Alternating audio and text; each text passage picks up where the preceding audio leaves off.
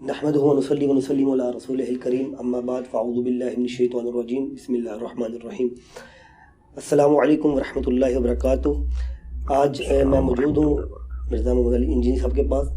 جیسے کہ آپ میرا تعارف جانتے ہیں، میں پچھلے 8 سال سے تحریک لبیک پاکستان کے جو مین چینل ہیں لبیک شو فیڈریشن کا صدر رہا ہوں، اور رضوی میڈیا جیلم وہ بھی میں چلاتا رہا ہوں پچھلے 8 سال سے۔ تو 6 سال سے میں مقیم ہوں اٹلی میں، تو جو میرے چینل ہیں وہ چل رہے ہیں الحمدللہ۔ آج میں جو علی بھائی کے پاس آیا ہوں، میں ایک صحافی بھی ہوں اور اپنی سوچ رکھتا ہوں، اپنی سوچ کے تحت، اپنے اختلاف کے تحت میں علی بھائی کے پاس موجود ہوں۔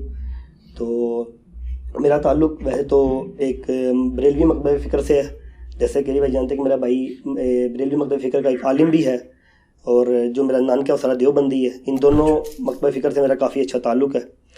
تو میرے کچھ علی بھائی سے پچھلے 3-4 سال سے میں علی بھائی کو سن رہا ہوں، اور کافی حد تک میں ان کو سنتا تھا جب سے ہم نے ویڈیوز لگائی ہیں ان کی آگے پیچھے۔ تو ہمارے علماء سے ہمیں جو چیزیں ملی ہیں، کچھ لوگ آپ کو کافر کہتے ہیں، کچھ مرزائی کہتے ہیں، کچھ آپ کو گستاخ رسول کہتے ہیں، گستاخ صحابہ کہتے ہیں۔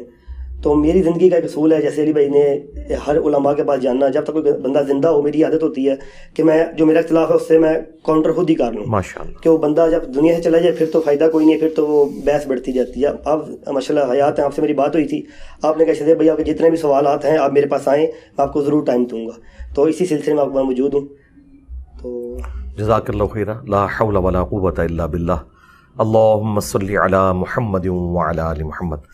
ویلکم جی شہزیب بھائی، آپ کو اکیڈمی میں ہم خوش آمدید کہتے ہیں، اور یہ بڑی اچھی بات ہے کہ جس شخص کے اوپر اعتراض ہے ڈائریکٹلی اس سے پوچھا جائے، بجائے یہ کہ اس کے بارے میں آپ کسی دوسرے کے کہنے پر رائے قائم کر رہے ہیں، اور اس کے چھوٹے چھوٹے کلپس آؤٹ آف کانٹیکسٹ جو لوگ کاٹ رہے ہیں ان کی بات دیکھیں، اس بندے سے بھی پوچھ لیں کہ بھائی یہ آپ کے بارے میں اس طرح کی بات ہے، آپ کا کلپ دیکھا ہے، آپ کے بارے میں یہ چیز مشہور ہے، تو آپ کا اس حوالے سے کیا موقف ہے۔ تو آپ کے دل میں جو بھی سوال ہو وہ آپ کھلے دل کے ساتھ کریں، انشاءاللہ ہم کوئی برا نہیں منائیں گے۔ آپ بالکل جس طرح مخالفین سوال کرتے ہیں ویسے بھی کریں، کوئی ضروری نہیں کرٹسی میں پڑھنے کی۔ آپ سوال کی جو طاقت ہے، اسٹرینتھ ہے، وہ یہی ہے کہ آپ جس طریقے سے وہ اعتراض ہے اس کو اس طریقے سے پریزنٹ کریں۔ آپ کا رائٹ ہے، اللہ کا نام لے کے شروع کریں۔ جی علی بھائی، جیسے کہ آپ اکثر ویڈیو میں کہا کرتے ہیں کہ اگر میرا کسی دیوبندی یا بریلوی عالم سے یا مفتی سے جب ڈیبیٹ ہوگی میں سب سے پہلے ان کے عقائد پر بات کروں گا۔ جیسے کہ آپ ان کا کہا کرتے ہیں ان کے بنیادی عقائد ہیں، جیسے بریلویوں کا چشتی رسول اللہ، اور دیوبندیوں کے بنیادی عقائد ہیں اشرف علی تھانوی رسول اللہ۔ جیسے کہ آپ کو پہلے بتا چکا ہوں کہ میرا ان دونوں مکتبہ فکر سے کافی اچھا تعلق ہے، تو ہم نے تو ساری زندگی یہ دونوں عقائد نہیں پڑھے۔ تو اگر آپ کہتے ہیں کہ ان کے بنیادی عقائد ہیں، آپ بھی 32 ایئرز بریلوی رہے ہیں، کیا آپ کے بھی بنیادی عقائد چشتی رسول اللہ تھے؟ اگر آپ کہتے ہیں کہ آپ کے بنیادی عقائد چشتی رسول اللہ تھے، تو اب ہم یہ تو نہیں کہہ سکتے کہ پھر آپ 32 سال بریلوی رہے ہیں، پھر ہمیں یہ کہنا پڑے گا کہ آپ 32 سال مشرک اور کافر رہے ہیں، کیونکہ جس کا بنیادی عقائد یہ ہے وہ تو کافر ہے ہماری نظر میں۔ اگر ہم یہ بریلوی اور دیوبندیوں کا بنیادی عقائد ہماری نظر میں پھر دونوں کافر ہیں۔ ہاں جی، اس کا جواب بڑا آسان ہے، وہ یہ ہے کہ کیا بریلوی اشرف علی رسول اللہ کلمے کو جو الامداد رسالے میں پرنٹ ہوا 8 سے آلموسٹ 100 سال پہلے، اس میں جو اشرف علی تھانوی صاحب نے اپنے مرید کو جواب دیا کہ وہ پہلے خواب میں پڑھ رہا ہے، اس کے بعد بیداری میں بھی پڑھ رہا ہے، یہ دیوبندی چھپاتے ہیں، بریلویوں کو اس بات کا پتہ ہے کہ اس نے بیداری میں بھی اس کلمے کو ریپیٹ کیا۔ اس کے جواب میں اشرف علی تھانوی صاحب نے کہا کہ اس واقعے میں تسلی تھی، انہوں نے یہ نہیں کہا خواب میں تسلی تھی، انہیں پتا تھا خواب پلس بیداری ہے، اس واقعے میں تسلی تھی کہ تمہارا پیر متبع سنت ہے، یعنی جس پیر کی طرف تم رجوع لا رہے ہو وہ نبی الاسلام کے ٹریک کے اوپر ہے، اس لیے تم نے میرے نام کا کلمہ پڑھا، اس میں ہے لا الہ الا اللہ اشرف علی رسول اللہ، اور اللہم صلی علی و نبینا اشرف علی۔ اچھا، یہ نبینا اشرف علی یعنی ہمارے نبی، نعوذ باللہ، یہ اس نے پڑھا ہے۔ آپ کو شاہزیب بھائی کوئی بندہ خط لکھے کہ میں نے خواب میں آپ کے نام کا کلمہ پڑھا اور آپ کو نبی کہتے ہوئے آپ پر درود پڑھا، پھر بیداری میں بھی میری زبان پہ بے اختیار آ گیا، تو آپ اسے یہ مشورہ دیں گے کہ یہ تسلی والی چیز ہے، یا آپ اسے یہ کہیں گے کہ تم شیطان کے ہتھے چڑھ گئے ہو؟ یہی کہیں گے نا، شیطان کہتے ہیں، اور یہی بریلوی کہتے ہیں۔ یہ رونا میں نہیں رو رہا، ہمیشہ سے بریلوی رو رہے ہیں۔ آپ دیکھیں جال حق کے اندر مفتی احمد یار خان نعیمی صاحب نے لکھا ہے دیوبندی عقائد بمقابلہ اسلامی عقائد، انہوں نے خود دیوبندیوں کو غیر مسلم ڈکلیئر کیا ہے، تبھی اسلام کے مقابلے پہ نا، اس میں انہوں نے اس واقعے کو بھی ڈسکس کیا ہے، اور انہوں نے بتایا کہ اسلام کے عقیدے کے تو یہ خلاف ہے. تو مجھ سے پہلے کروڑوں بریلوی یہ مانتے ہیں کہ اشرف علی رسول اللہ کا کلمے کو انڈورس کرنا اور درود شریف اس کے نام کا نبی کہتے ہوئے پڑھنا یہ کفر ہے. تو میں نے کوئی نئی بات تو نہیں کی ہے, یہ تو بریلویوں کو آلریڈی عقیدہ ہے اور بریلوی اس کے اوپر بغلیں بجاتے ہیں. جی جب تک میں بریلوی تھا مجھے یہ پتا تھا کہ اشرف تھانوی صاحب نے یہ کیا, اور جب تک ہم بریلوی تھے, بریلوی ہوتا ہی وہ ہے جو دیوبندیوں کو کافر اور گستاخ رسول مانے. یہ تو ہے, مطلب ٹی ایل بی والوں کو تو یہ بات نہیں بتانی چاہیے, ان کا تو پورا مقدمہ اس کے اوپر کھڑا ہے, وہ تو سورہ سور بھی کہتے ہیں. ٹھیک ہے, اچھا اب یہ بات ہوگی سیٹل, لہٰذا مجھے سنگل آؤٹ نہ کریں, میں اکیلا نہیں ہوں یہ بات کرنے میں. یعنی یہ بریلویوں کا عقیدہ ہے کہ دیوبندی اس واقعے کے اوپر گستاخ رسول ہیں, لہٰذا میں نے کوئی نئی بات نہیں کی. اب آ جائیں چشتی رسول اللہ.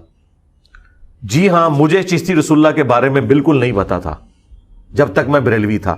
اور کیوں پتا ہوتا؟ بریلوی کو چشتی رسول اللہ کا کسی بریلوی نے تو نہیں بتانا تھا نا, ورنہ تو وہ بریلویت کو بھی چھوڑ جاتا. مجھے تو یہی بتانا تھا کہ فلاں والے نے کلمہ پڑھایا ہوا ہے, ہمارے تو عاشق رسول تھے. مجھے نہیں پتا تھا, اور دیکھیں جیسے ہی مجھے پتا چلا ہے میں نے بریلوی چھوڑ دی ہے. یعنی میں نے بریلویت کیوں چھوڑی کہ جن گستاخانہ عبارتوں کی وجہ سے ہم دیوبند کو, اہل حدیث کو برا سمجھتے تھے, اسی نوعیت کی جب ہمارے ہاں نکلی تو اب کوئی جواز نہیں رہتا نا. ہمیں تو یہ بتایا گیا تھا با خدا دیوانہ باش با محمد ہوشیار, دیوانگی اللہ کے لیے کرنی ہے, رسول اللہ کے لیے دیوانگی کی تو فارغ ہو جاؤ گے. تو اب مجھے بتائیں یہ چشتی رسول اللہ جو ہے یہ دیوانگی رسول اللہ کے لیے دکھائی گئی ہے, تو اس میں تو آپ فارغ ہیں.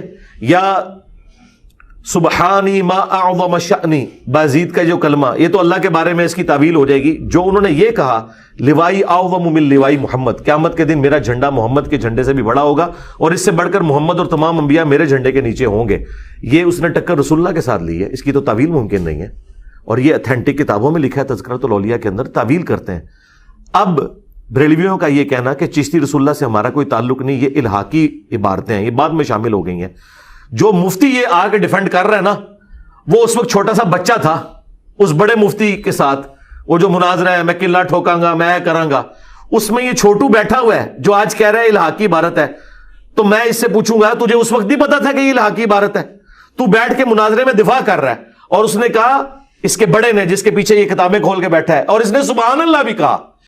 خواجہ نے کیا فرمایا, سنو کہ میں کون ہوں اور کیا ہوں.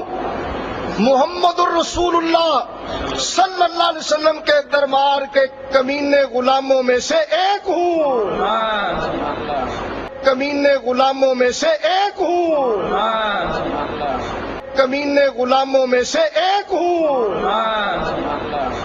اس نے کہا کہ وہ انہوں نے کہا تھا میں تو رسول اللہ کے کمینے غلاموں میں سے ایک غلام ہوں, کلمہ وہی ہے نعوذ باللہ. تو میں نے کہا تو کمینے ہی نکلے ہیں, واقعی کمینے ہی حرکت کر دینے. اچھا اس وقت تو یہ سبحان اللہ پڑھ رہا تھا, اس وقت تو انہوں نے یہ نہیں کہا یہ الہاقی عبارت ہے.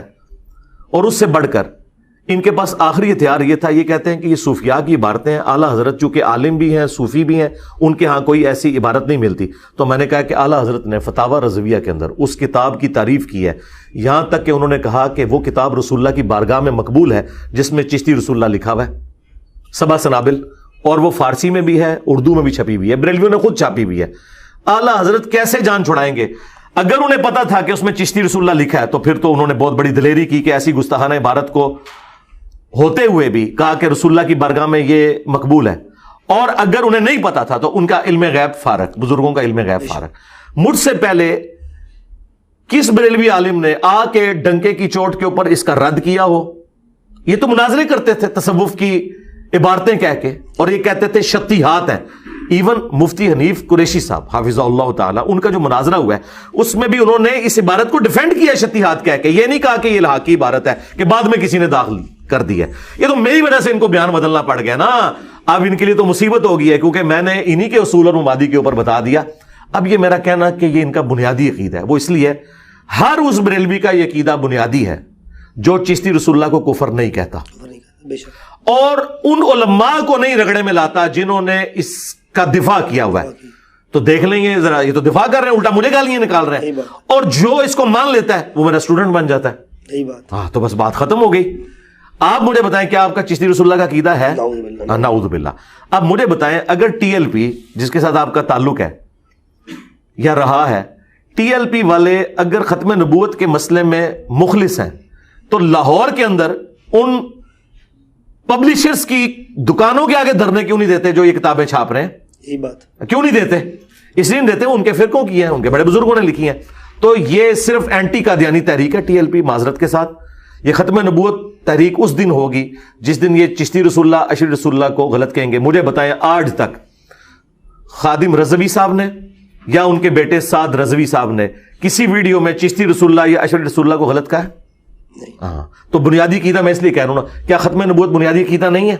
عقیدہ توحید کے بعد ختم نبوت بنیادی عقیدہ ہے. ختم نبوت کا مطلب صرف یہ نہیں ہے کہ غلام احمد قادیانی دجال کو آپ نے برا کہنا ہے. جس نے ڈاکہ مارا ہے ختم نبوت کے اوپر، اپنے ناموں کے کلمے پڑھائے یا اسے انڈورس کیا یا اسے چھاپا یا اس کو غلط کہنے کی ہمت نہ ہوئی اور یہ کہا کہ یہ تو بزرگ خاص حالت میں تھے، وہ خادم رضوی صاحب والی بات ہے کہ انہوں ہلکا نہ جانو، جیڑا پونکتا جے نبی تے پونکتا جے، خاص حالت ہی نبی تے پونک دیو.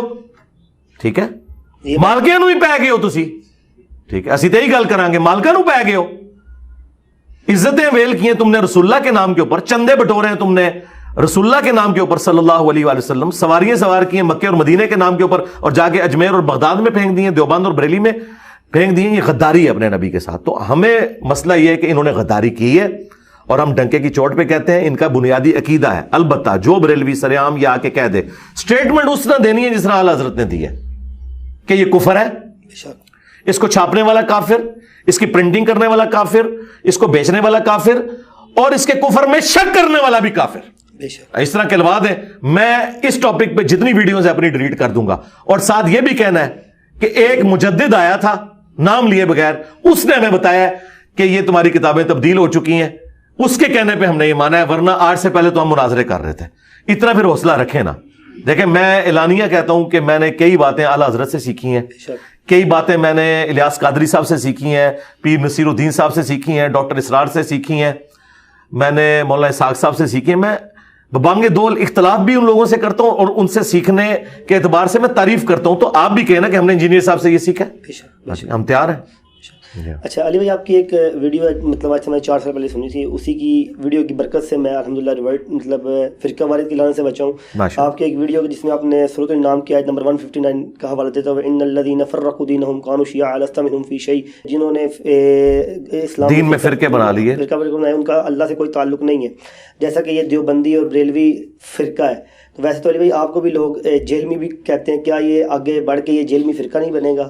کیا یہ آگے جا کے آپ کو بھی لوگ فرقے کے نام سے شہر کی ہوتی ہے نسبت ہوتی ہے، آپ کو لوگ جہلمی بھی کہتے ہیں، آپ کے جو ماننے والے ان کو بھی جہلمی کہا جاتا ہے؟ وہ خود سے کہتے ہیں جی ہم نے آج تک کسی ویڈیو میں اپنے آپ کو جہلمی لکھا ہی نہیں ہے. میں نے کبھی بھی اپنے آپ کو جہلم کے ساتھ منسوب نہیں کیا. مرزا میں اپنے نام کے ساتھ لکھتا ہوں، وہ آپ کے نام کے ساتھ بھی آتا ہے اور وہ لکھنا ضروری ہے. ہاں، وہ اس لیے کہ کاسٹ ہے اور صحابہ کرام اپنے ناموں کے ساتھ اس کو لکھتے تھے. ابو موسیٰ اشعری، اشعری قبیلے کی نسبت تھی، ٹھیک ہے. ابو ذر غفاری، غفاری قبیلے کی نسبت تھی. یہ ہم اپنی نسبت نہیں چھوڑ سکتے. اگر بنو ہاشم میں ابو لہب پیدا ہوا اس کی وجہ سے رسول اللہ کو ہاشمی کہنا تو نہیں ہم چھوڑ سکتے. اس طریقے سے اگر غلام احمد قادیانی دجال مرزا فیملی میں پیدا ہوا تو اس کی وجہ سے ہم مرزا لکھنا تو چھوڑ نہیں سکتے. یہ تو بالکل ایک ڈیمانڈ ہی غلط ہے کہ ہم مرزا کیوں لکھتے ہیں، وہ تو ہم نے لکھنا ہے، وہ تو ہمیں قرآن و سنت کا حکم ہے. سورہ الحجرات میں بھی آیا کہ ہم نے تمہیں خاندانوں میں اور قبائل میں اس لیے بانٹا تاکہ تمہاری پہچان ہو سکے، اور اللہ کے نزدیک سب سے زیادہ عزت والا وہ ہے جو زیادہ پرہیزگار ہے. تو یہ تو ہم نے کرنا ہے. باقی یہ کہنا کہ فرقہ بن جائے گا، کئی تو کہتے ہیں فرقہ بن گیا. ہم کہتے ہیں کہ جی فرقہ دنیا میں ایک ٹرم ہے نا جی. مثلا اگر آپ کہتے ہیں یہ گھڑی ہے، اگر میں ایک موٹر بائک کو گھڑی ثابت کرنے کی کوشش کروں تو یہ بہت بڑا ظلم ہوگا. گھڑی میں ہوگا یا سوئیاں ہوں گی یا ڈیجیٹل واچ ہوگی، اس پہ ٹائم آ رہا ہوگا. اب موٹر بائک کے بارے میں اس کا سپیڈو میٹر کی جو سوئی ہے، آپ کہیں کہ یہ دیکھو جی یہ بڑے والی سوئی جو ہے نا یہ وہ والی ہے جو گھڑی کی وہ ہوتی ہے، اور چھوٹے والی جو آپ کو فیول بتا رہی ہے وہ ہے. تو آپ سر پکڑ کے بیٹھ جائیں گے کہ یار ان سوئیوں کا گھڑی کی سوئیوں سے کیا لینا دینا، یار یہ موٹر بائک ہے، یہ گھڑی نہیں ہے. اس طریقے سے فرقوں کا میرے ساتھ کیا لینا دینا. فرقوں کا ایک بابا ہوتا ہے جو کتاب لکھ کے یہ بتاتا ہے کہ باقی سارے کافر ہیں، میں مسلمان ہوں، اور جو جنتی فرقہ ہے وہ میرا ہے. میں نے کس فرقے کے بارے میں کہا ہے کہ وہ جہنمی فرقہ ہے؟ میں تو کہتا ہوں سارے فرقے مسلمان ہیں اور ایک نہ ایک دن اپنا عذاب بھگت کے جنت میں چلے جائیں گے. میں ان کے پیچھے نمازیں پڑھتا ہوں، ان کو چندے دیتا ہوں، اور کوئی الگ سے مسجد نہیں بنائی. فرقے کی مسجد الگ ہوتی ہے. آپ اسلام آباد میں دیکھ لیں, ایک بریلویوں کو مسجد ملتی ہے نا, دیوبندیوں کو ہاتھ میں پڑ جاتے ہیں, وہ کہتے ہیں ایک پلاٹ سانو بھی الاٹ کرو. تو میں نے تو کوئی پلاٹ نہیں مانگا, میں بریلوی دیوبندی اہل حدیث شیعہ سب کے پیچھے نمازیں پڑھتا ہوں, نہ میری کوئی چندہ بک, نہ کوئی مدرسہ, نہ کوئی مسجد. تو پھر مجھے یہ کیوں کہہ رہے ہیں کہ جی آپ نے فرقہ بنا لیا؟ نہ میں نے المہند لکھی, نہ میں نے حسام الارمین لکھی, نہ میں نے کسی کو کافر ڈکلیئر کیا, نہ میں نے یہ کہا کہ ہم ہی جنتی ہیں باقی جہنمی ہیں. الٹا میں تو یہ کہہ رہا ہوں کہ سارے ہی انشاءاللہ مسلمان ہیں, اپنے اپنے عذابات بھگت کے اللہ تعالیٰ چاہے گا تو جنت میں داخلہ فرمائے گا. میں تو سب مسلمانوں کے پیچھے نمازیں پڑھنے کا قائل ہوں, ان کو چندے دیتا ہوں, ان کی مسجدوں میں جاتا ہوں, الگ سے مسجد کوئی نہیں بنائی ہوئی ہے. لہٰذا یہ الزام ویسے ہی ختم ہو گیا. دیکھیں, الزام لگانے کے لیے آپ کو ساری چیزیں ثابت کرنا پڑیں گی. جب وہ چیزیں ہی نہیں ہیں تو آپ کس طریقے سے کسی کے اوپر اس طرح کی حد جاری کر سکتے ہیں کہ یہ والا معاملہ ہو گیا؟ چھوٹی سی بات کے اوپر حکم اٹھ جاتا ہے. دیکھیں, صحیح بخاری میں تعلیقاً روایت ہے اور سنن ابن ماجہ میں بھی موجود ہے. بخاری کی چیپٹر کی ہیڈنگ میں ایک چھوٹا سا واقعہ لے کے آئے امام بخاری کے. حضرت عمر نے اپنے دور خلافت میں ایک پاگل شخص کے اوپر حد قائم کی.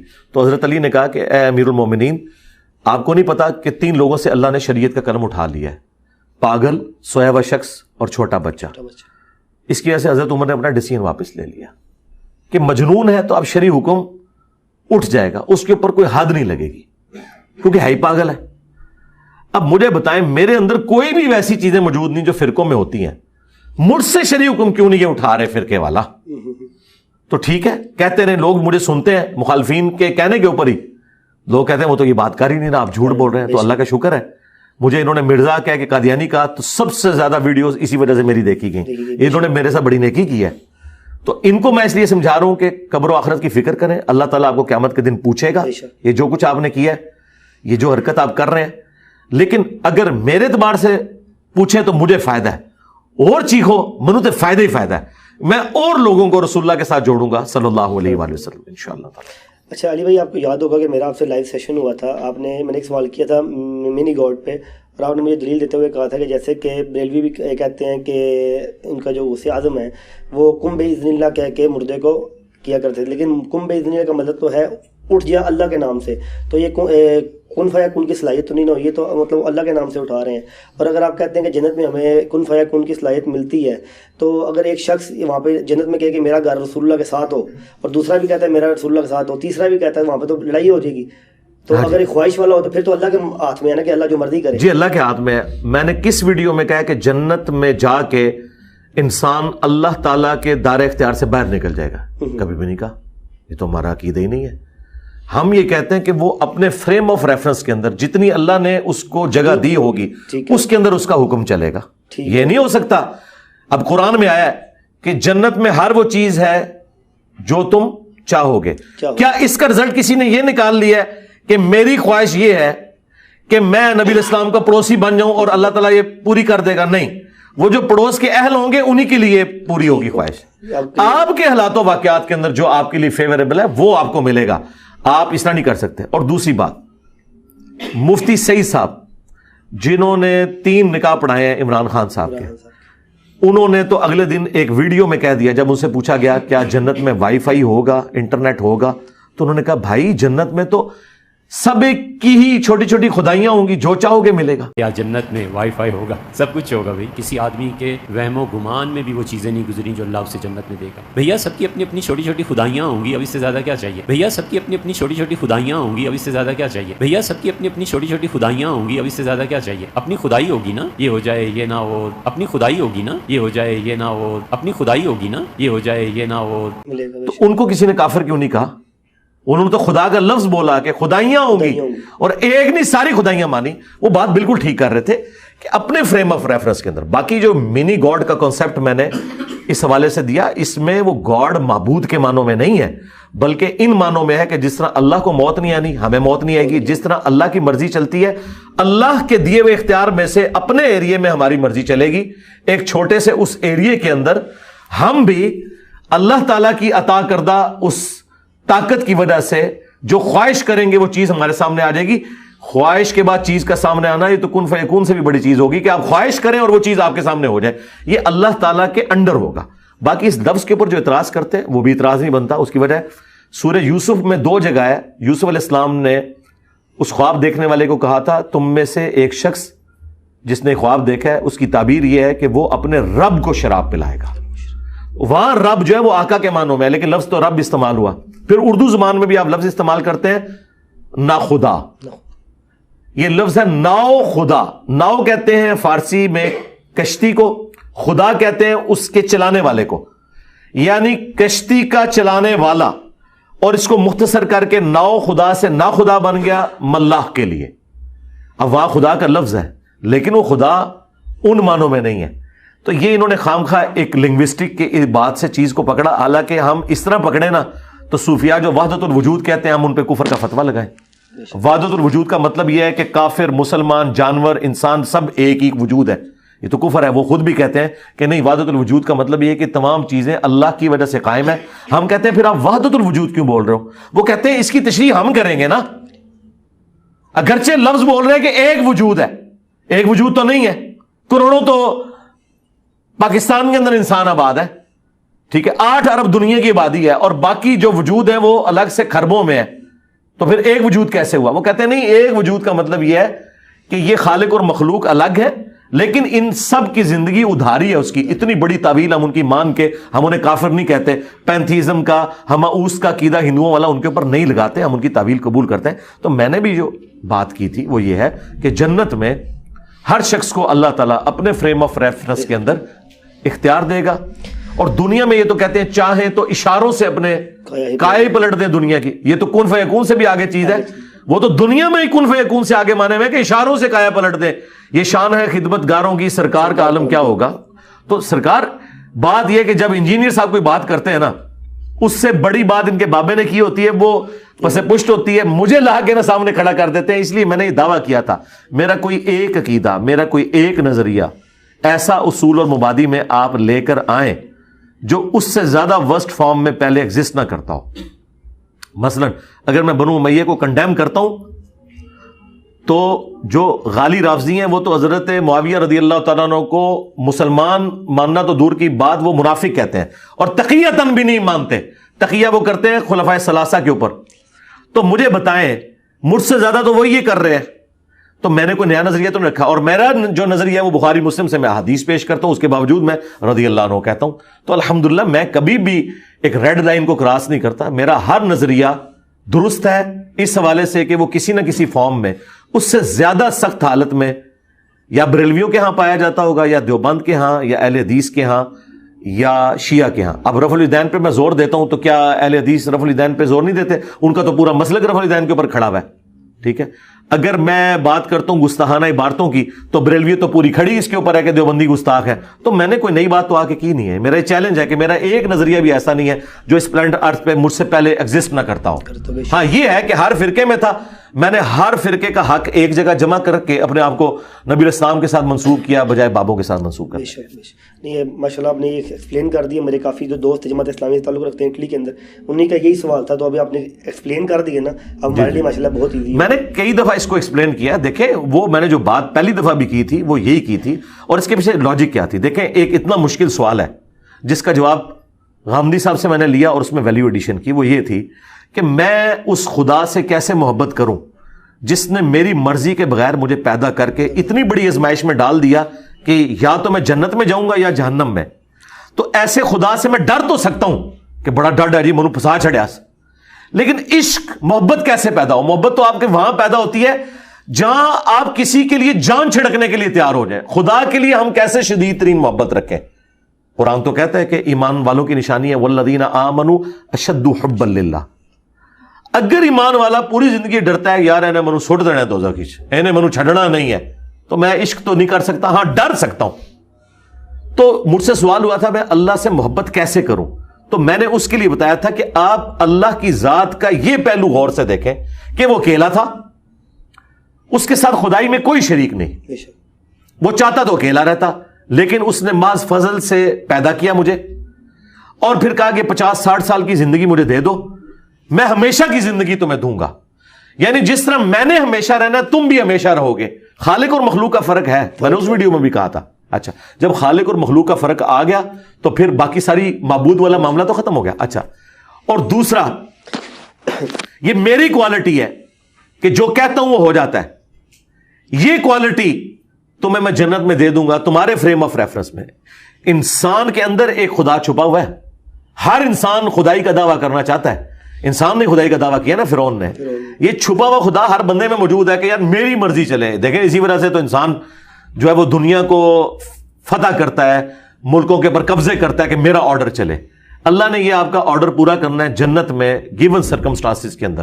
کسی کی جنت جو ہے وہ 10 پلانٹ ارتھ کے برابر ہوگی، کسی کی 1000 پلانٹ ارتھ کے برابر ہوگی. بخاری مسلم میں ہے جو سب سے آخر میں جنت میں جائے گا جہنم سے نکال کے لاکھوں سال اپنا عذاب بھگت کے، اس کو بھی اللہ تعالیٰ اس پلانٹ ارتھ سے 10 گنا بڑی جنت دے گا. تو وہ جنت اسی لیے کہ وہاں اس کی مرضی چلے گی، کن فیکون ہوگا، اس حوالے سے کہ جو وہ خواہش کرے گا وہ اس کے سامنے آ جائے گی. تو یہ اعتراض بالکل اللاجیکل تھا. اور دوسری طرف اپنے بزرگوں کے بارے میں یہ اتنی ٹالرنس سے کام لیتے ہیں. میں نے یہ کہا نا کہ مرنے سے پہلے اے مسلمان کر لے اس پہ غور، کتابوں کا خدا اور ہے بابوں کا خدا اور. انہوں نے کہا جی آپ ہمارے بابوں کا خدا ہی کوئی اور مانتے ہیں، آپ نے 2 خدا مان لیے. یار میں یہ کہنا چاہ رہا تھا، میں نے پہلی دفعہ جب یہ نعرہ بلند کیا مجلس 100 میں، اس میں نے بریف کیا تھا کہ اس سے مراد یہ نہیں ہے کہ میں کہہ رہا ہوں کہ باقی فرقوں کا خدا ہو رہا ہے، بلکہ میں نے کہا تھا میں تو کافروں کا خدا بھی وہی مانتا ہوں جو ہمارا ہے، لیکن الگ اس لیے کہ وہ اور کوالٹیز کے ساتھ مان رہے ہیں اور میں اور کوالٹیز کے ساتھ، میں وہی کی کوالٹیز کو مانتا ہوں اس کانٹیکسٹ میں. اور دوسری طرف آپ کو پتا ہے اعلیٰ حضرت نے ایک کتاب لکھی ہے سبحان السبوح، اس میں انہوں نے دیوبندیوں پہ، وہابیوں پہ، اہل حدیثوں پہ گرفت کی ہے کہ تم کہتے ہو کہ خدا جھوٹ بول سکتا ہے لیکن بولے گا نہیں. ٹھیک ہے، اس کے اوپر گرفت کرتے ہوئے انہوں نے کہا کہ وہابیوں کا خدا چوری کرتا ہے، وہابیوں کا خدا زنا کرتا ہے، سارے گناہ گنوائے ہیں. انہوں نے کہا جس نے جھوٹ گناہ نا اس طرح ساری گندی گندی باتیں کر کے انہوں نے کہا وہابیوں کا خدا یہ ہے، وہابیوں کا خدا یہ ہے. اب بریلویوں سے پوچھو کہ وہابیوں کا خدا کوئی الگ ہے، وہ کہیں گے نہیں نہیں، وہ یہ کہنا چاہ رہے ہیں کہ جن کوالٹیز کے ساتھ آئے ہو نا داڑھ تھلے ہوں، تسی میری داڑھ تھلے آ سکتے ہو جڑا آپ بریلوی رہے. ہاں میری داڑھ ایسی ہے تھوڑے سارے بابے وچ کڑچ اور آخری جا. اچھا بھائی اسی سوال کے ساتھ ایک اور سوال اٹیچ کرتا ہوں. آپ کی اسی ویڈیو میں نا آپ نے کہا ہے کہ جنت میں عورتوں کے 4 شوہر ہوں گے. نہیں میں نے تو نہیں کہا، آپ کا کلپ ہے میں نے 4 شوہر کریں گے، خواہش کریں گی شادی کی تو ان کو 4 شوہر ملتے. نہیں میں نے نہ یہ 4 شوہر کی بات کی نہ کوئی ایسی بات کی، میں نے تو کبھی گنتی گنی نہیں، میں نے کبھی یہ بات نہیں، بالکل غلط ہے کسی کلپ میں. اچھا اگلا سوال یہ ہے کہ میں نے یہ کہا تھا وہ جو ویڈیو ہے نا وہ ہے جنت میں عورتوں کو کیا ملے گا، اس کا جواب میں نے دیا، یہ ویڈیو ریکارڈ ہے. یہ تو میں نے بات ہی نہیں کی. اس میں میں نے کہا تھا جس طرح لوگ یہ کہتے ہیں نا کہ جی مردوں کو اتنی حوریں ملیں گی اور عورت کیا کرے گی، تو میں نے کہا تھا کہ آپ ول آف گاڈ سے باہر نہیں نکل سکتے. اللہ کی ول یہ ہے کہ حوریں میلز کے لیے، فیمیلز کے لیے نہیں ہے. اب اگر کوئی فیمیل کہتی ہے نا کہ مجھے کچھ چاہیے تو وہ پہلے ول آف گاڈ کے انڈر آئے گی. ول آف گاڈ یہ ہے کہ وہ پھر پہلے اللہ سے خواہش کرے کہ مجھے مرد بنا دیا جائے، پھر وہ مرد بن جائے گا، پھر اسے حوریں مل جائیں گی، ورنہ اس کی حوریں کسی کام کی نہیں ہے.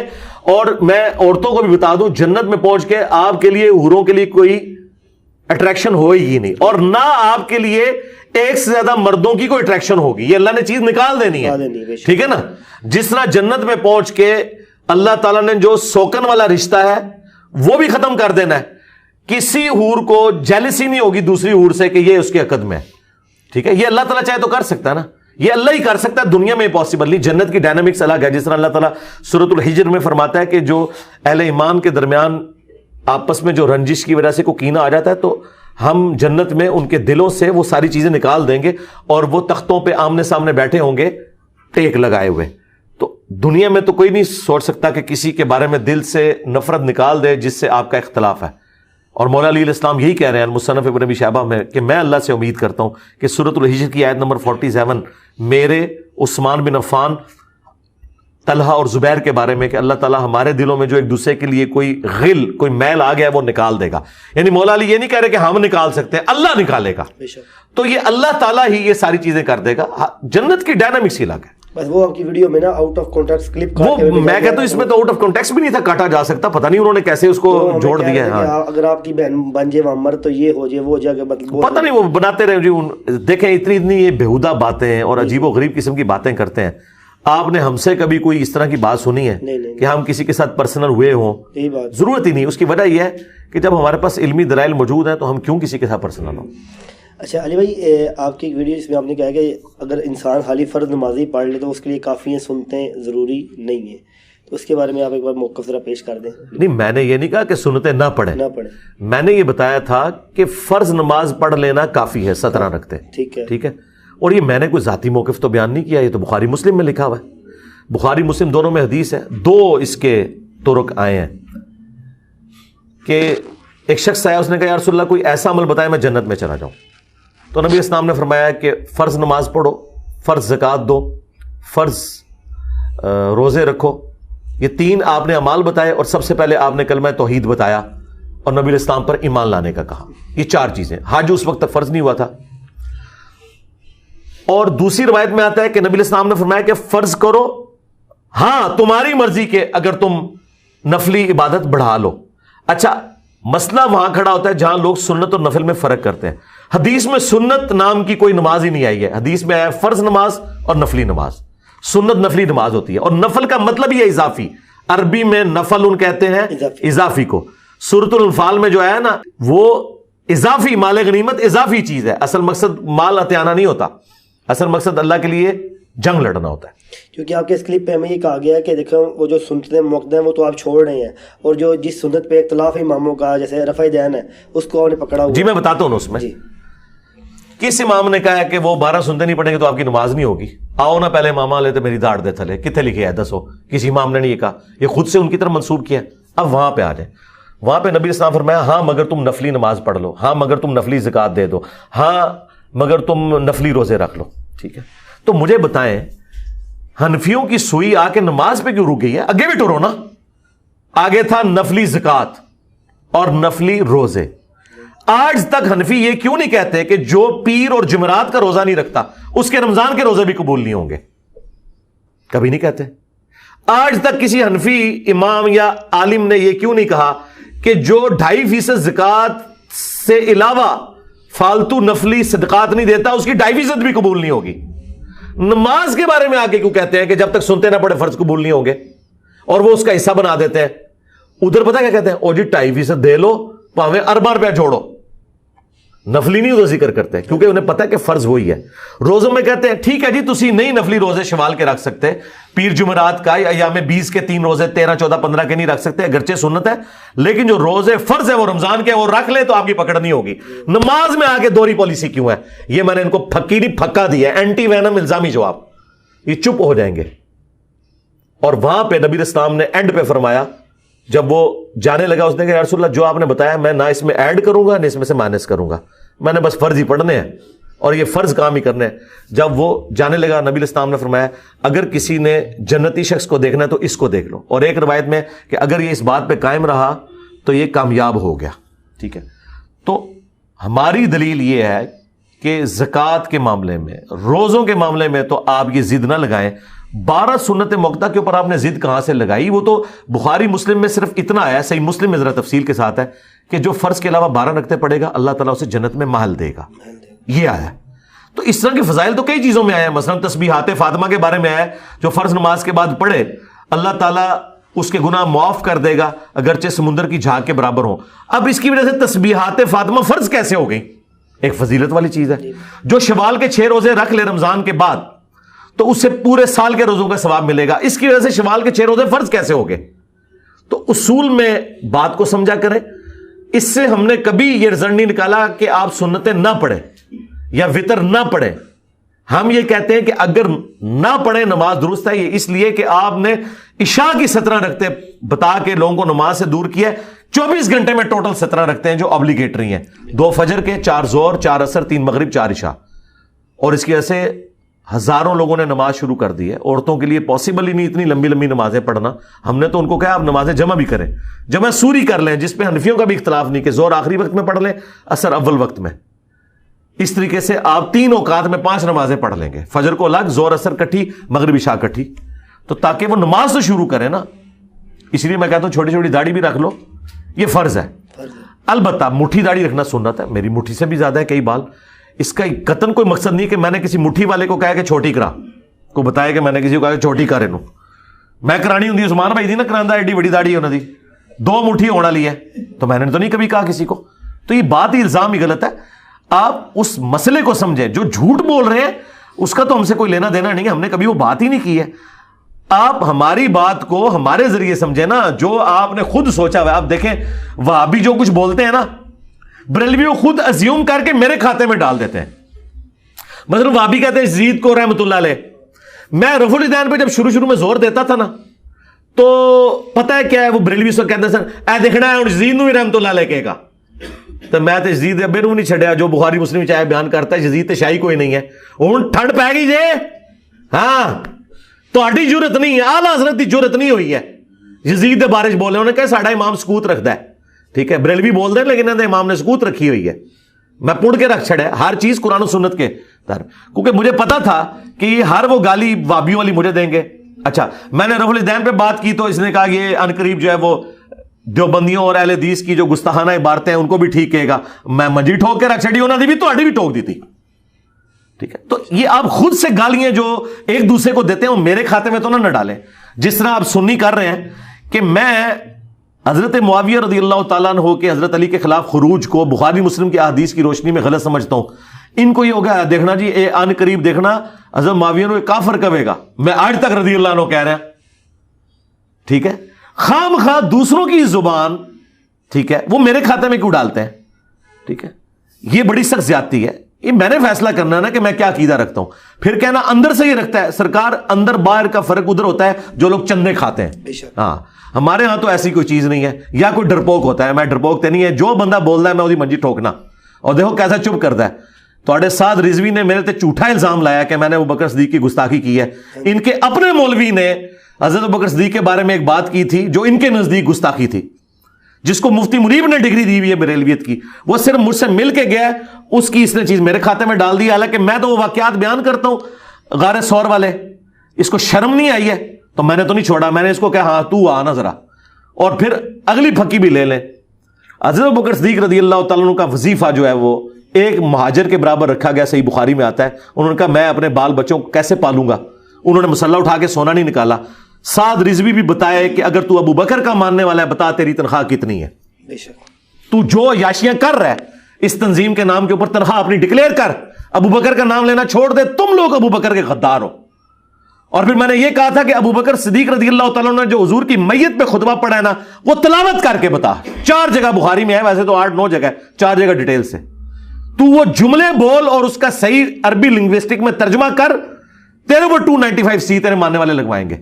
मन काना यअबुदु मुहम्मदन फइन्न मुहम्मदन कद मात। जो मोहम्मद की इबादत करता था वो जान ले कि मोहम्मद मर चुके, और जो अल्लाह की इबादत करता था वो जान ले कि अल्लाह जिंदा है, उसे कभी मौत नहीं आएगी। ये तो कहते हैं पर्दा फरमाया है, तो बाबियाना कहते हैं पर्दा फरमाया। अच्छा, बाबिया ने अगर पर्दा फरमाया है तो इन्होंने कपड़े क्यों लांदे हो? जिंदा बंदा ते अपने कपड़े नहीं लान देता। हाँ, तो क्यों कपड़े ला के गुसल देंदे हो? कपड़े समेत दफनाया करो ना। हाँ, हमारे इमाम को कपड़ों समेत गुसल दिया गया। ये रसूलुल्लाह का प्रोटोकॉल है। सुनन नबी दाऊद में कि नबी इस्लाम के सहाबा पे ऊँग तारी हुई और अल्लाह ताला ने गैबी खबर दी कि नबी इस्लाम को उनके कपड़ों समेत गुसल दिया जाए। बुखारी मुस्लिम में हदीस है, मेरी वफात के बाद अब नबूवत की खबरों में सिर्फ मुबशरात यानी ख्वाब बाकी हैं, और उसके ज़रिए सहाबा को एजुकेट किया गया। आपके किसी बुजुर्ग का ये प्रोटोकॉल नहीं है, अल्हम्दुलिल्लाह। अच्छा जी भाई, इसी के साथ एक बात, जैसे भी आपने हज़रत मुआविया रज़ी अल्लाह तआला अन्हु की बात की है, आप अक्सर टोट करवाते हुए कहते हैं कि पहले जो हमारे खुलफाए राशिदीन हैं उनको, उनके जो खिलाफ लोग हैं उनको किसी को काफिर, किसी को कुछ, मगर जो हज़रत अली के खिलाफ हैं उनको हम रज़ी अल्लाह कहते हैं। अगर आपकी जब वीडियोस देखी जाती हैं, आप भी तो हज़रत मुआविया को रज़ी अल्लाह ही कह रहे होते हैं जी, और फिर आगे से टोंट भी करवा रहे होते हैं। या तो आप भी कहना छोड़ें तो हम नहीं, मुझे रज़ी अल्लाह कहने पे कोई इतराज़ नहीं है। मैंने क्यों कहना कि मुझे इतराज़ है? मैं ये कहता हूं कि आप बाकी खुलफा के मुखालफीन को जो जो नाम रखते हैं ना, वो नाम इधर क्यों नहीं रखा हुआ? मैं अगर रज़ी अल्लाह अन्हु कहता हूं तो मैं बागी भी कहता हूं।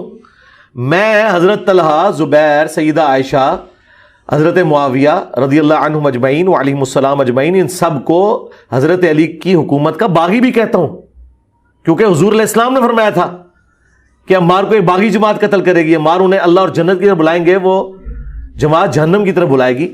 मैं कहता हूं रज़ी अल्लाह अन्हु कह के ये खामोशी इख्तियार कर लेते हैं।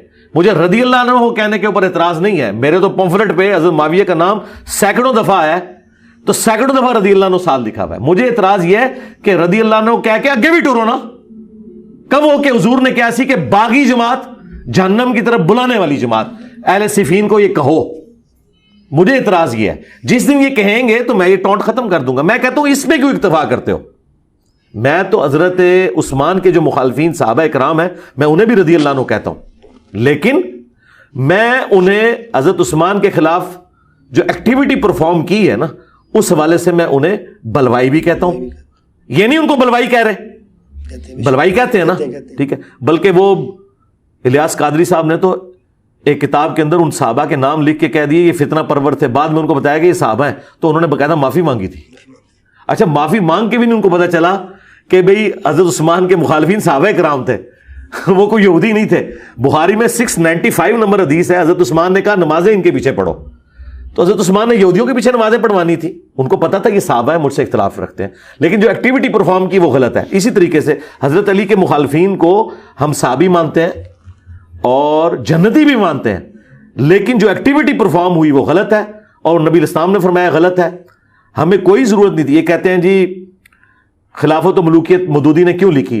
جب آپ کتابیں لکھو گے حضرت حسین کو نیچا کرو گے, یزید کو اوپر کرو گے, تو ہمیں حق نہیں کہ ہم یزید کی اصلیت بتائیں. جب تم یزید کو چھپاؤ گے کہ ان کے باپ صحابی تھے اس وجہ سے اس کو چھوڑ دو, تو ہم پھر ان کے باپ کی حقیقت قرآن بخاری مسلم کی روشنی میں نہیں بتائیں گے. تو خلافت و ملوکیت کوئی چھیڑ خانی نہیں تھی, چھیڑا تم نے تھا.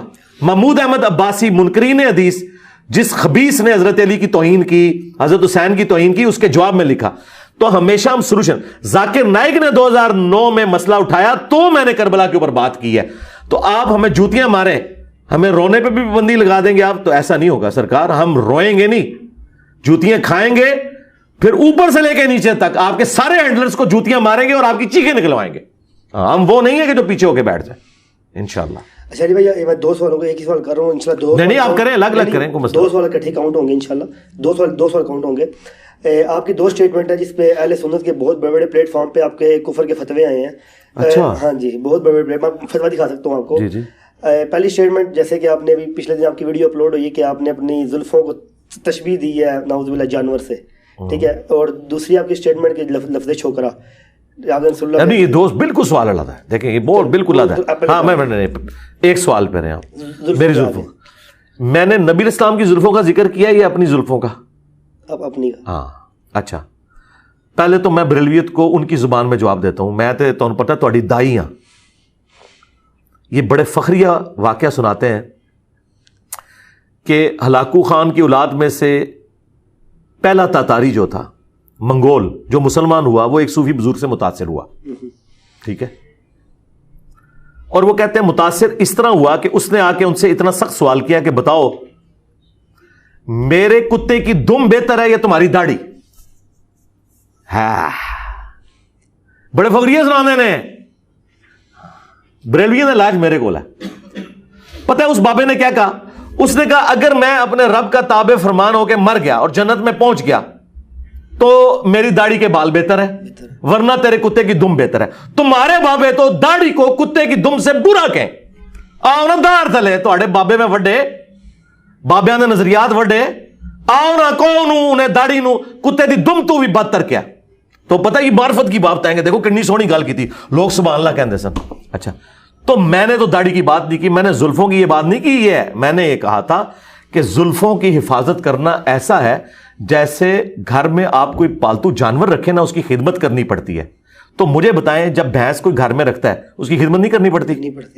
کرنی پڑتی ہے نا. تو یہ لمبے جب آپ بال رکھتے ہیں نا اس کی خدمت کرنی پڑتی ہے, جوئیں بھی پڑ جاتی ہیں, آپ کو دھونا بھی پڑتا ہے. اکثر بچے باقی بچوں سے جوئیں لے کے گھر آ جاتے ہیں, اگر آپ کے ساتھ کوئی بچہ لیٹا ہے تو ایک آدھ جوں ادھر بھی چڑھ جائے گی. میں نے کہا تھا ان کی کیئر ایک پالتو جانور کی طرح کرنی پڑتی ہے. میں نے تو زلفوں کو تشبیہ نہیں دی بلکہ اس اعتبار سے بات کی تھی. تو لہٰذا یہ کہاں سے یہ تشبیہ ہو گئی؟ اور اگر ہو تو پہلے تے اپنے بابے دی خبر لو جہاں تھی واقعات سنا سو انہیں تے اس تو بھی اگے دی گل کی ہے. میں نے تو یہ بات کی نہیں ہے کہ یہ جانور یا نبی اسلام کی کسی چیز کا ذکر نہیں کیا. یہ بالکل غلط ہے اور جھوٹا الزام ہے. یہ ایسے ہے ہی نہیں ہے. یہ جاہل ہیں, علم سے ان کا دور دور تک واسطہ نہیں ہے. اب مجھے بتائیں, نبی اسلام فرما رہے ہیں کہ نماز میں کتے کی طرح بازو نہ بچھاؤ, بخاری مسلم میں حدیث ہے. کونیاں اٹھا کے رکھو. لہذا انفی تو اکثر ان کی کونیاں نیچے لگی ہوتی ہیں. میں ان کو ساروں کو کہوں تو میں رسول اللہ کتا کہہ کے گیا آؤ نا داڑ تھلے, ہاں کتے نال تشبیہ دیتی تو نبی علیہ السلام جب یہ مثال دیتے تھے اس کا مطلب یہ نہیں ہوتا تھا کہ انسان جو ہے وہ کتے سے بدتر ہے, یہ مطلب نہیں ہوتا تھا. مطلب ہے کہ تشبیہ دی جاتی ہے. تو میں نے تو یہاں کسی جانور کے ساتھ تشبیہ نہیں, میں نے کہا جیسے ایک جانور, یہ میں نے زلفیں رکھی ہیں گویا کہ میں نے ایک جانور پال لیا جس کی مجھے خدمت کرنی پڑتی ہے. یہ تو بالکل بات بہت ہلکی ہے حدیث میں. اس لیے میں نے کہا تھا میرے خلاف قیامت تک ٹائم دے, مرے سارے فقیر زندہ کر لو, زندہ سارے کٹھے کر لو, آ کے منو اصول اور مبادی کی گل کرو, میں لا کے آتی تھوڑی پڑھانا وا ہوں پڑھائی ہے نا. میں فل بدی اور کئی مثالیں دے سکتا ہوں لیکن ٹائم زیادہ, جتنی چترول کروا لی ہے نا آپ نے ان کی اتنی کافی ہے. نہیں ویسے تو اگر آپ کہہ رہے ہیں کہ آپ رسول اللہ کے کتے ہیں تو ان کے لیے فخریہ بات ہو, وہ تو کہتے ہیں نا ہم تو رسول اللہ کے کتے ہیں. اب اس طرح مجھے اگر لے کے جائیں گے نا تو میں ان کو کہوں گا کہ رسول اللہ کے اگر کتے ہونا تو مسلم شریف میں حدیث ہے نبی علیہ السلام کی چرپائی کے نیچے ایک دفعہ چھوٹا سا کتے کا بچہ چلا گیا تو حضرت جبرائیل حضور کے گھر میں داخل نہیں اور کہا یا رسول اللہ مدینے دے کتے نو سگے مدینہ نو باہر کڈو کیونکہ ہم اس گھر میں داخل نہیں ہوتے جہاں پہ کتے ہوں. جہاں اوریجنل مدینے کا کتا حضور کی چرپائی کے نیچے گیا نا, حضرت جبرائیل نے حضور کو ملنے سے انکار کر دیا. اور مسلم کے الفاظ ہیں کہ جبرائیل تم نے وعدہ کیا تھا کیوں نہیں آئے, تو انہوں نے کہا اس وجہ سے نہیں آئے, اس کو نکالیں یہاں سے. تو یہ آپ کے سارے مولوی سارے بزرگ جو کتے بنے ہوئے ہیں یہ حضور کے گھر بیٹھنے کے اہل ہی نہیں ہے, ورنہ حضرت جبرائیل نے وہاں نہیں آنا. کیا کرو گے؟ اچھا پھر مسالہ دیں دے کہ جی حضرت علی بھی تو اللہ کے شیر ہیں. بھائی یہ تو حدیث سے ثابت ہوا نا. اور دوسرا شیر کی مثال دی گئی حضرت حمزہ کے لیے نبی علیہ السلام نے دی نا. کتے کی مثال کہاں دی گئی ہے اس حوالے سے کہ وہ ایک چونکہ لائل جانور ہے لہذا لوگ ان کی طرف چیز منسوخ. آج تک کسی صحابی نے دوسرے کو کہا کہ تو نبی علیہ السلام کے ساتھ اس سے ہی مخلص ہے جس طرح ایک کتا اپنے مالک کے ساتھ ہوتا ہے, تو نبی کا کتا ہے. لیکن شیر کی مثال دی گئی. اور اس سے اگلی بات, آپ کے بیٹے کو اگر کوئی کہہ دے شیر کا پتر تو آپ فخر سے, اور کہہ دے کتے دا پتر تو تجھے کہنا ہاں مدینے دے کتے دا پتر سن لو گے نہیں. یہ تو عربی تو یہ ہمیں فضول باتیں کرتے ہیں. زید کل اسد عربی کی مثالیں میں چھوٹ رہا کہ تو شیر کی طرح بات ہو رہا ہے. اچھا علی بھائی وہ تو دوسرا سوال جو آپ کو بتایا گیا جس پہ آپ پہ فتوے بھی آئے ہوئے ہیں کافی بڑے بڑے پلیٹ فارم سے. جاہل ہے جی فتوا لگانے والے. کیا فتوے ہیں, کیا اس میں کیا ہے, سوال کریں تاکہ لوگوں کو پتہ چلے سوال کیا ہے. آپ نے یہ کہا تھا کہ جس میں آپ نے حضور پاک صلی اللہ علیہ وسلم کو لفظ چھوکرا سے تشبیہ دیتے ہوئے کہا تھا کہ وہ جو مشرکین مکہ ہیں کہتے ہیں آج کا نیا چھوکرا آ گیا ہے. وہ یہ بات کرتے ہوئے پہلی بات ہے میں نے تو نبی علیہ السلام کو چھوکرا کہا ہی نہیں ہے. یہ بات ہی بالکل الزام غلط ہے. یہ بات اس طرح ہوئی نہیں ہے. اس کو اب سمجھیں گے ہوا کیا تھا. میں نے یہ کہا تھا کہ کافر یہ کہتے تھے کہ کل کا چھوکرا آ کے ہمیں سمجھائے گا. تو یہ بتائیں یہ میں نے کہا یہ کافروں کی سٹیٹمنٹ نوٹ کی, کافروں کی, لہذا یہ کفر تو نہ رہا کیونکہ نقل کفر کفر نہ باشد. اچھا اس کے بعد اگلا سوال صرف ایک ہو سکتا ہے, وہ یہ ہے کہ یہ لکھا کہاں ہوا ہے. رکو ذرا صبر کرو, یہ تو ہم بعد میں بتائیں گے. پہلے تو معافی مانگو نا کہ تم نے اس کے اوپر گستاخی کا الزام لگایا. گستاخی نہیں بنتی کیونکہ ہم کہہ رہے ہیں کافر کہتے تھے. تو سر قرآن کھولے, قرآن میں آیا کہ کافر کہتے تھے یہ مجنون ہے, یہ پاگل ہے, یہ دیوانہ ہے, اسے پریشان خواب آتے ہیں, اس نے ایک اجمی غلام رکھا ہوا ہے جو اسے قرآن پڑھاتا ہے, سب سے بڑھ کر حضور کی بیوی کے اوپر تہمت لگا دی. کافروں نے یہ ساری تکلیفیں حضور کو دیں. جب ہم کافروں کے ریفرنس سے ان تکلیفوں کو اور ان نٹوریس ناموں کو ریپیٹ کرتے ہیں تو کیا ہم حضور کو کہہ رہے ہوتے ہیں یا کافر کہہ رہے ہوتے ہیں؟ کافر. انہی ساری خباستوں میں سے ایک خباست اگر یہ ہے تو آپ یہ تو پوچھ سکتے ہیں کہ لکھا کہاں ہوا ہے کہ وہ یہ والی گالی بھی دیتے تھے. گستاخی نہ کہیں, گستاخی تب ہوگی جب ہم خود کہہ رہے ہوں گے. یعنی اگر میں نبی علیہ السلام کو خود مجنون کہوں پھر گستاخی, اگر میں کہوں کافر کہتے تھے پھر کوئی گستاخی نہیں. تو اردو لنگوسٹک کے اندر جب مخالف کے آپ سارے اعتراضات کو ایک جگہ جمع کرتے ہیں نا تو اسے محاورتاً کہتے ہیں کہ وہ لوگ نبی علیہ السلام کے بارے میں کہتے تھے کہ ہم اپنے آباء و اجداد کے مذہب پہ ہیں, یہ کل کا چھوکرا آ کے ہمیں سمجھائے گا. اسے اردو لنگوسٹک میں محاورتاً کہا جاتا ہے. ان سارے اعتراضات کو جمع کر کے یہ لنگوسٹک کا بیریئر ہے. اور اگر آپ اس بیریئر کو نہیں مانتے نا, میں قرآن میں اس سے بھی زیادہ ورسٹ بات آپ کو بتا دیتا ہوں. چھوکرے کا لفظ تو پھر بھی قرآن میں موجود ہے حضرت ابراہیم علیہ السلام کے بارے میں کہ جب وہ بت انہوں نے توڑ کے تو بڑے بت کے کندھے پہ رکھ دیا نا تو انہوں نے کہا ہم نے ایک چھوکرے کو سنا ہے جو جس کا نام ابراہیم ہے جو ہمارے بتوں کا ذکر برائی سے کرتا تھا. وہاں پہ لفظ ہے ایک ینگ بوائے, اس کو چھوکرا کہا جاتا ہے, پنجابی میں چھور کہتے ہیں. اچھا اس لیے میں نے کہا تھا یہ نٹوریس ورڈ بھی نہیں ہے, اگر کوئی اسے نٹوریس بھی سمجھتا ہے, لیکن یہ بات سمجھانے کے طور پہ تو یہ قرآن میں موجود ہے. پھر سورۃ البقرہ سورۃ الانعام میں آیا کہ یہ نبی کو ایسے پہچانتے ہیں جس طرح اپنے بیٹوں کو. یہی میں نے بات کی تھی کہ یہود و نصارہ کے بڑے بڑے جو سفید داڑیوں والے تھے وہ تو بچوں کی طرح حضور کو دیکھتے تھے کہ یہ کل کا چھوکرا آ کے ہمیں سمجھائے گا. یہ ان کے ریفرنس ہے نہ کہ میں کہہ رہا ہوں. اور آخری جو چھکا الزامی جواب سورۃ المنافقون میں لکھا ہے کہ منافقین نے کہا کہ جب ہم عزت والے مدینے میں داخل ہوں گے تو مدینے سے ان ذلیلوں کو نکال دیں گے. اللہ کے نبی علیہ السلام اور ان کے صحابہ کو کہا ذلیل. پھر اللہ تعالیٰ نے جواب میں کہا کہ عزت تو اللہ اس کے رسول اور اہل ایمان کے لیے لیکن منافقین نہیں جانتے. اور زید ابن ارقم نے آ کے حضور کو شکایت کی. عبداللہ ابن ابی کو بلایا گیا, اس نے قسم اٹھا دی میں نے نہیں کہا. پھر اللہ تعالیٰ نے قرآن میں نازل کیا, شکر ہے قرآن میں آ گیا, یہ خالی بخاری میں نہیں ہے. تو میں آج آپ کو پیش کر سکتا ہوں کہ اگر میں کہوں کہ منافقین کہتے تھے کہ جب ہم عزت والے مدینے میں داخل ہوں گے نبی علیہ السلام اور ان کے صحابہ ان ذلیلوں کو وہاں سے نکال دیں گے, تو آپ مجھے کہیں گے میں نے ان کو ذلیل کہہ دیا. تو یہ تو قرآن نے کہا ہوا ہے, زید ابن ارقم نے شکایت کی ہوئی ہے, بخاری میں لکھا ہوا ہے, تو پہلے تو ان کے اوپر فتوے لگاؤ. تو ایسا نہیں. اسے کہا جاتا ہے نقل کفر, کفر نہ باشد. یعنی جب آپ کافر کی کوئی ریفرنس سے بات کرتے ہیں تو وہ کفر نہیں ہوتا. پھر دیکھیں ادھر بھی اللہ تعالیٰ کی کیا بھی مدد میرے ساتھ آئی. وہ اس طرح کہ پاکستان میں جو ایک تسبیح میں پروئے گئے ہیں بریلوی دیوبندی اہل حدیث, اسی میں سے اہل حدیث فرقے کا جو سب سے بڑا مولوی جو رمضان نشریات میں تمام ٹی وی چینلز پہ بیٹھتا ہے, خلیل الرحمان جاوید کراچی والا, اس کو پتہ ہی نہیں تھا کہ اللہ تعالیٰ نے اس کی زبان پہ وہ چیز جاری کی. وہ اس لیے کی کہ وہ اردو لنگوسٹک جانتا ہے, وہ پنجابی نہیں ہے. اس سے جب عاقل صاحب جدہ والے نے پوچھا کہ یہ دیوبندی ہمارے اوپر اعتراض کرتے ہیں تقلید کے حوالے سے, تو ظاہر ہے ان کے اوپر اعتراض کر رہے تھے. اس کے جواب میں انہوں نے کہا کہ یہ تو ہمیشہ ہوا ہے کہ جب جس نبی نے اپنی قوم میں آ کے دعوت دی ہے تو قوم میں جو بڑے بوڑھے ہیں مخالفین وہ کھڑے ہوتے ہیں اور وہ کہتے ہیں کیا ہم نے داڑیاں دھوپ میں سفید کی ہیں کہ یہ کل کا چھوکرا آ کے ہمیں سمجھائے گا. میرے بھائیوں, وہ بدبخت جو جہلم کا بیٹھا ہوا معاذ اللہ, اس نے رسول اللہ کے بارے میں اتنی بڑی ہرزہ سرائی کی اور جھوٹ بولا ہے. اس نے کہا ہے کہ یہودی کہتے تھے کہ رسول اللہ صلی اللہ علیہ وسلم معاذ اللہ ثم معاذ اللہ, ہم یہ لفظ نہیں کہہ سکتے, کل کے چھوکرے ہیں معاذ اللہ. دنیا میں آنے والے ہر پیغمبر کے ساتھ اس کی قوم نے جو پہلا اعتراض کیا بنیادی وہ یہی تھا کہ ہمارے باپ دادا پاگل تھے, انہوں نے کیا داڑیاں دھوپ میں سفید کی تھی, کیا ان کو کچھ پتہ نہیں تھا, یہ کل کا چھوکرا آ کر ہمیں یہ سمجھانے لگا ہے دین, یہ کل کا چھوکرا آ کر ہمیں یہ سمجھانے لگا ہے دین, یہ کل کا چھوکرا آ کر ہمیں یہ سمجھانے لگا ہے دین. تو خلیل الرحمان جاوید نے 1,24,000 انبیاء کے بارے میں یہ کہا کہ کل کا چھوکرا ٹائم قیامت تک جے ہوں جڑے منڈے ہونا تے خلیل الرحمان جاوید نو تے پھڑو نا تسی, انہوں نہیں پڑھیں گے, خود وہابی بھی نہیں پڑھیں گے. ورنہ خلیل الرحمان جاوید کہے گا. اچھا مجھے کئی لوگوں نے کہا کہ علی بھائی آپ رجوع کر لیں. رجوع کس گل دا؟ اللہ کے بندو, جب میں قرآن و سنت بیان کر رہا ہوں اس کے دلائل کو ذکر کر رہا ہوں, اس کے اوپر رجوع کرنے کا مطلب ہے میں لوگوں کو یہ بتاؤں میں گستاخ ہوں؟ رجوع تو اس بات پہ ہوتا ہے جو غلطی ہو. اگر آپ یہ کہتے ہیں رجوع ہے تو اس کے اوپر آپ شرعی حکم بیان کریں اور قرآن سے بھی بتائیں کہ قرآن سے یہ جو نبی علیہ السلام اور صحابہ کرام کو جو منافقین نے گالی دی کہ یہ ذلیلوں کو ہم نکالیں گے, تو یہ گستاخی ہے کیا؟ نقل کفر کفر نہ باشد. تو یہ جاہل ہیں جان بوجھ کے. انہوں نے یہ جو جملہ کہا نا کہ اسی لیے میں بتاؤں FIR بھی میرے پہ کاٹی تھی انہوں نے, پہلی پیشی میں فارغ ہو گئی. کیوں؟ اس میں واضح لکھا ہوا تھا بھائی جج کے پاس بھی جائے گی, وہ کہے گا یار وہ تو کافروں کے حوالے سے کہہ رہا ہے.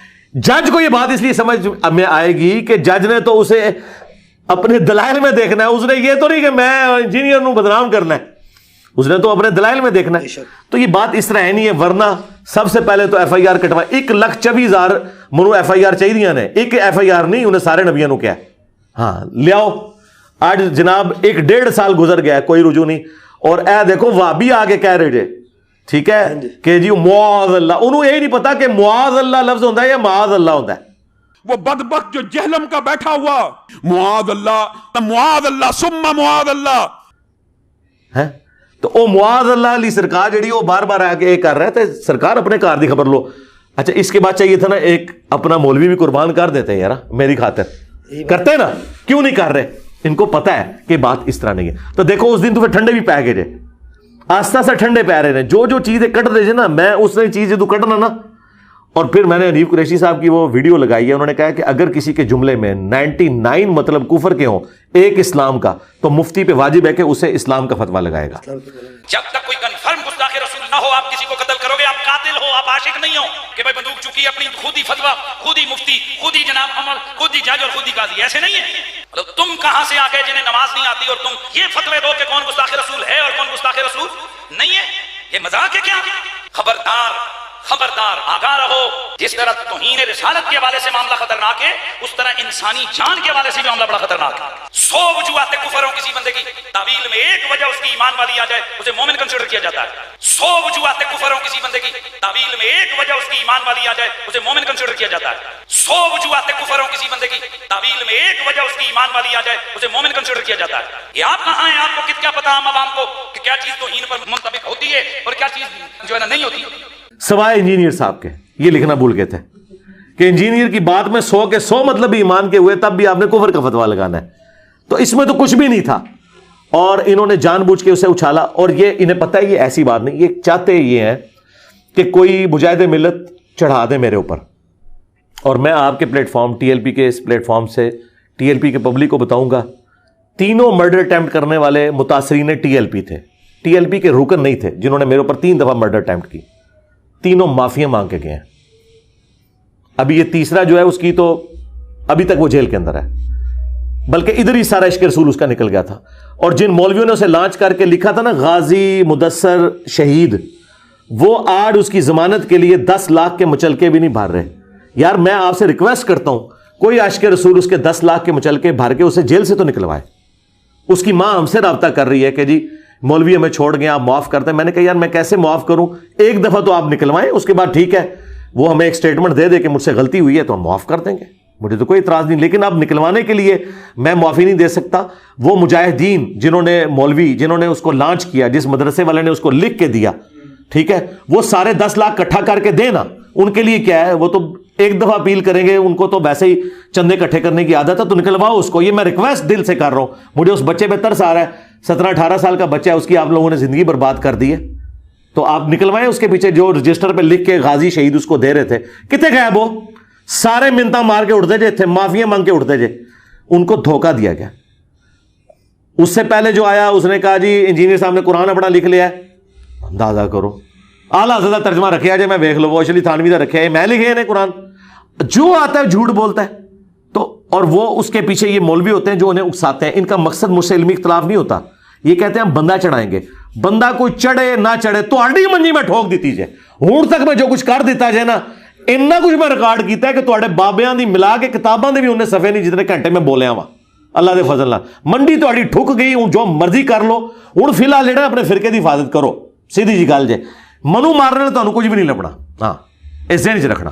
اچھا علی بھائی، آپ پہ ایک یہ اعتراض ہے، یہ میرا بھی اعتراض ہے کہ آپ نے ایک حدیث پیش کی ہے کہ جو حلال اور حرام نکاح میں فرق گانے کا ہے، تو ابھی آپ نے کچھ دن پہلے ایک نکاح پڑھایا ہے، تو وہاں پہ تو گانا کوئی نہیں تھا، کیا آپ نے وہ حرام نکاح پڑھایا ہے؟ اور یہاں تک کہ ہم نے بھی ساری زندگی اور صحابہ کے کئی نکاح ایسے ہیں جن میں گانا نہیں ہے، اور رسول اللہ کے نکاح میں کیا گانا تھا، تو کیا سارے نکاح فرق ہو گئے؟ نہیں، اس طرح نہیں ہے۔ دیکھیں وہ حدیث جو ہے نا ابن ماجہ میں جامع ترمذی میں ہے، جو میں نے بیان کی تھی کہ نبی علیہ السلام نے فرمایا کہ حلال اور حرام نکاح میں فرق گانا ہے، اور اس کے ساتھ میں نے ذکر کیا تھا یہ اناؤنسمنٹ کے لیے ہوتا ہے۔ حدیث کے پورے الفاظ ہیں گانا یا آواز کے ذریعے اناؤنسمنٹ، اور یہ میں نے اس کانٹیکسٹ میں بات کی تھی کہ مولوی جو چھپا کے نکاح کرتے ہیں نا اور اسے رجسٹر نہیں کراتے، جب مر جاتے ہیں تو جائیداد پھر کیسے تقسیم ہوگی، یہ میں نے اس میں کہا تھا کہ مولوی چھپ کے شادی نہ کریں، اعلانیہ کریں۔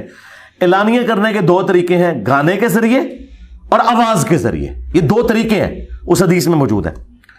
تو میں نے کہا تھا جو لوگ کہہ رہے ہیں میوزک یا گانا حرام ہے، تو انہوں نے یہ حدیث کیوں نہیں بیان کی، اور پھر میں نے بخاری سے حدیث پیش کی تھی کہ حضرت عائشہ کو حضور نے کہا کہ انصار مدینہ گانے کو پسند کرتے ہیں، تم نے گانے والی کیوں نہیں بھیجی۔ میں اس حوالے سے بات کر رہا تھا کہ اعلانیہ ہونا چاہیے، تو سرکار یہاں جو اعلانیہ نکاح ہوا ہے اس طرح کا نکاح ہوا ہی نہیں ہے، وہ 60-70 ہزار بندہ یوٹیوب تے ویکھ چکے، اعلان ہو چکا ہے، ایتھے بھی سارے بندے موجود سن۔ اب رہا گانا اور یہ ساری ایکٹیویٹیز ہوئی ہیں وہ ان کے اس جگہ میں ہوئی ہیں جہاں وہ شادی حال تھا، وہ یہاں تو نہیں ہونا تھا۔ اگر نبی علیہ السلام کے بھی کیس میں جب نبی السلام نے حضرت عائشہ سے کہا بخاری میں کہ گانے والی بھیجو، تو حضور نے یہ کہا تھا کہ مسجد میں جا کے وہ گانا گائے گی، وہ گھروں میں ہوگا، وہ گھروں میں ڈھولکی ہوئی ہے، بے فکر رہیں۔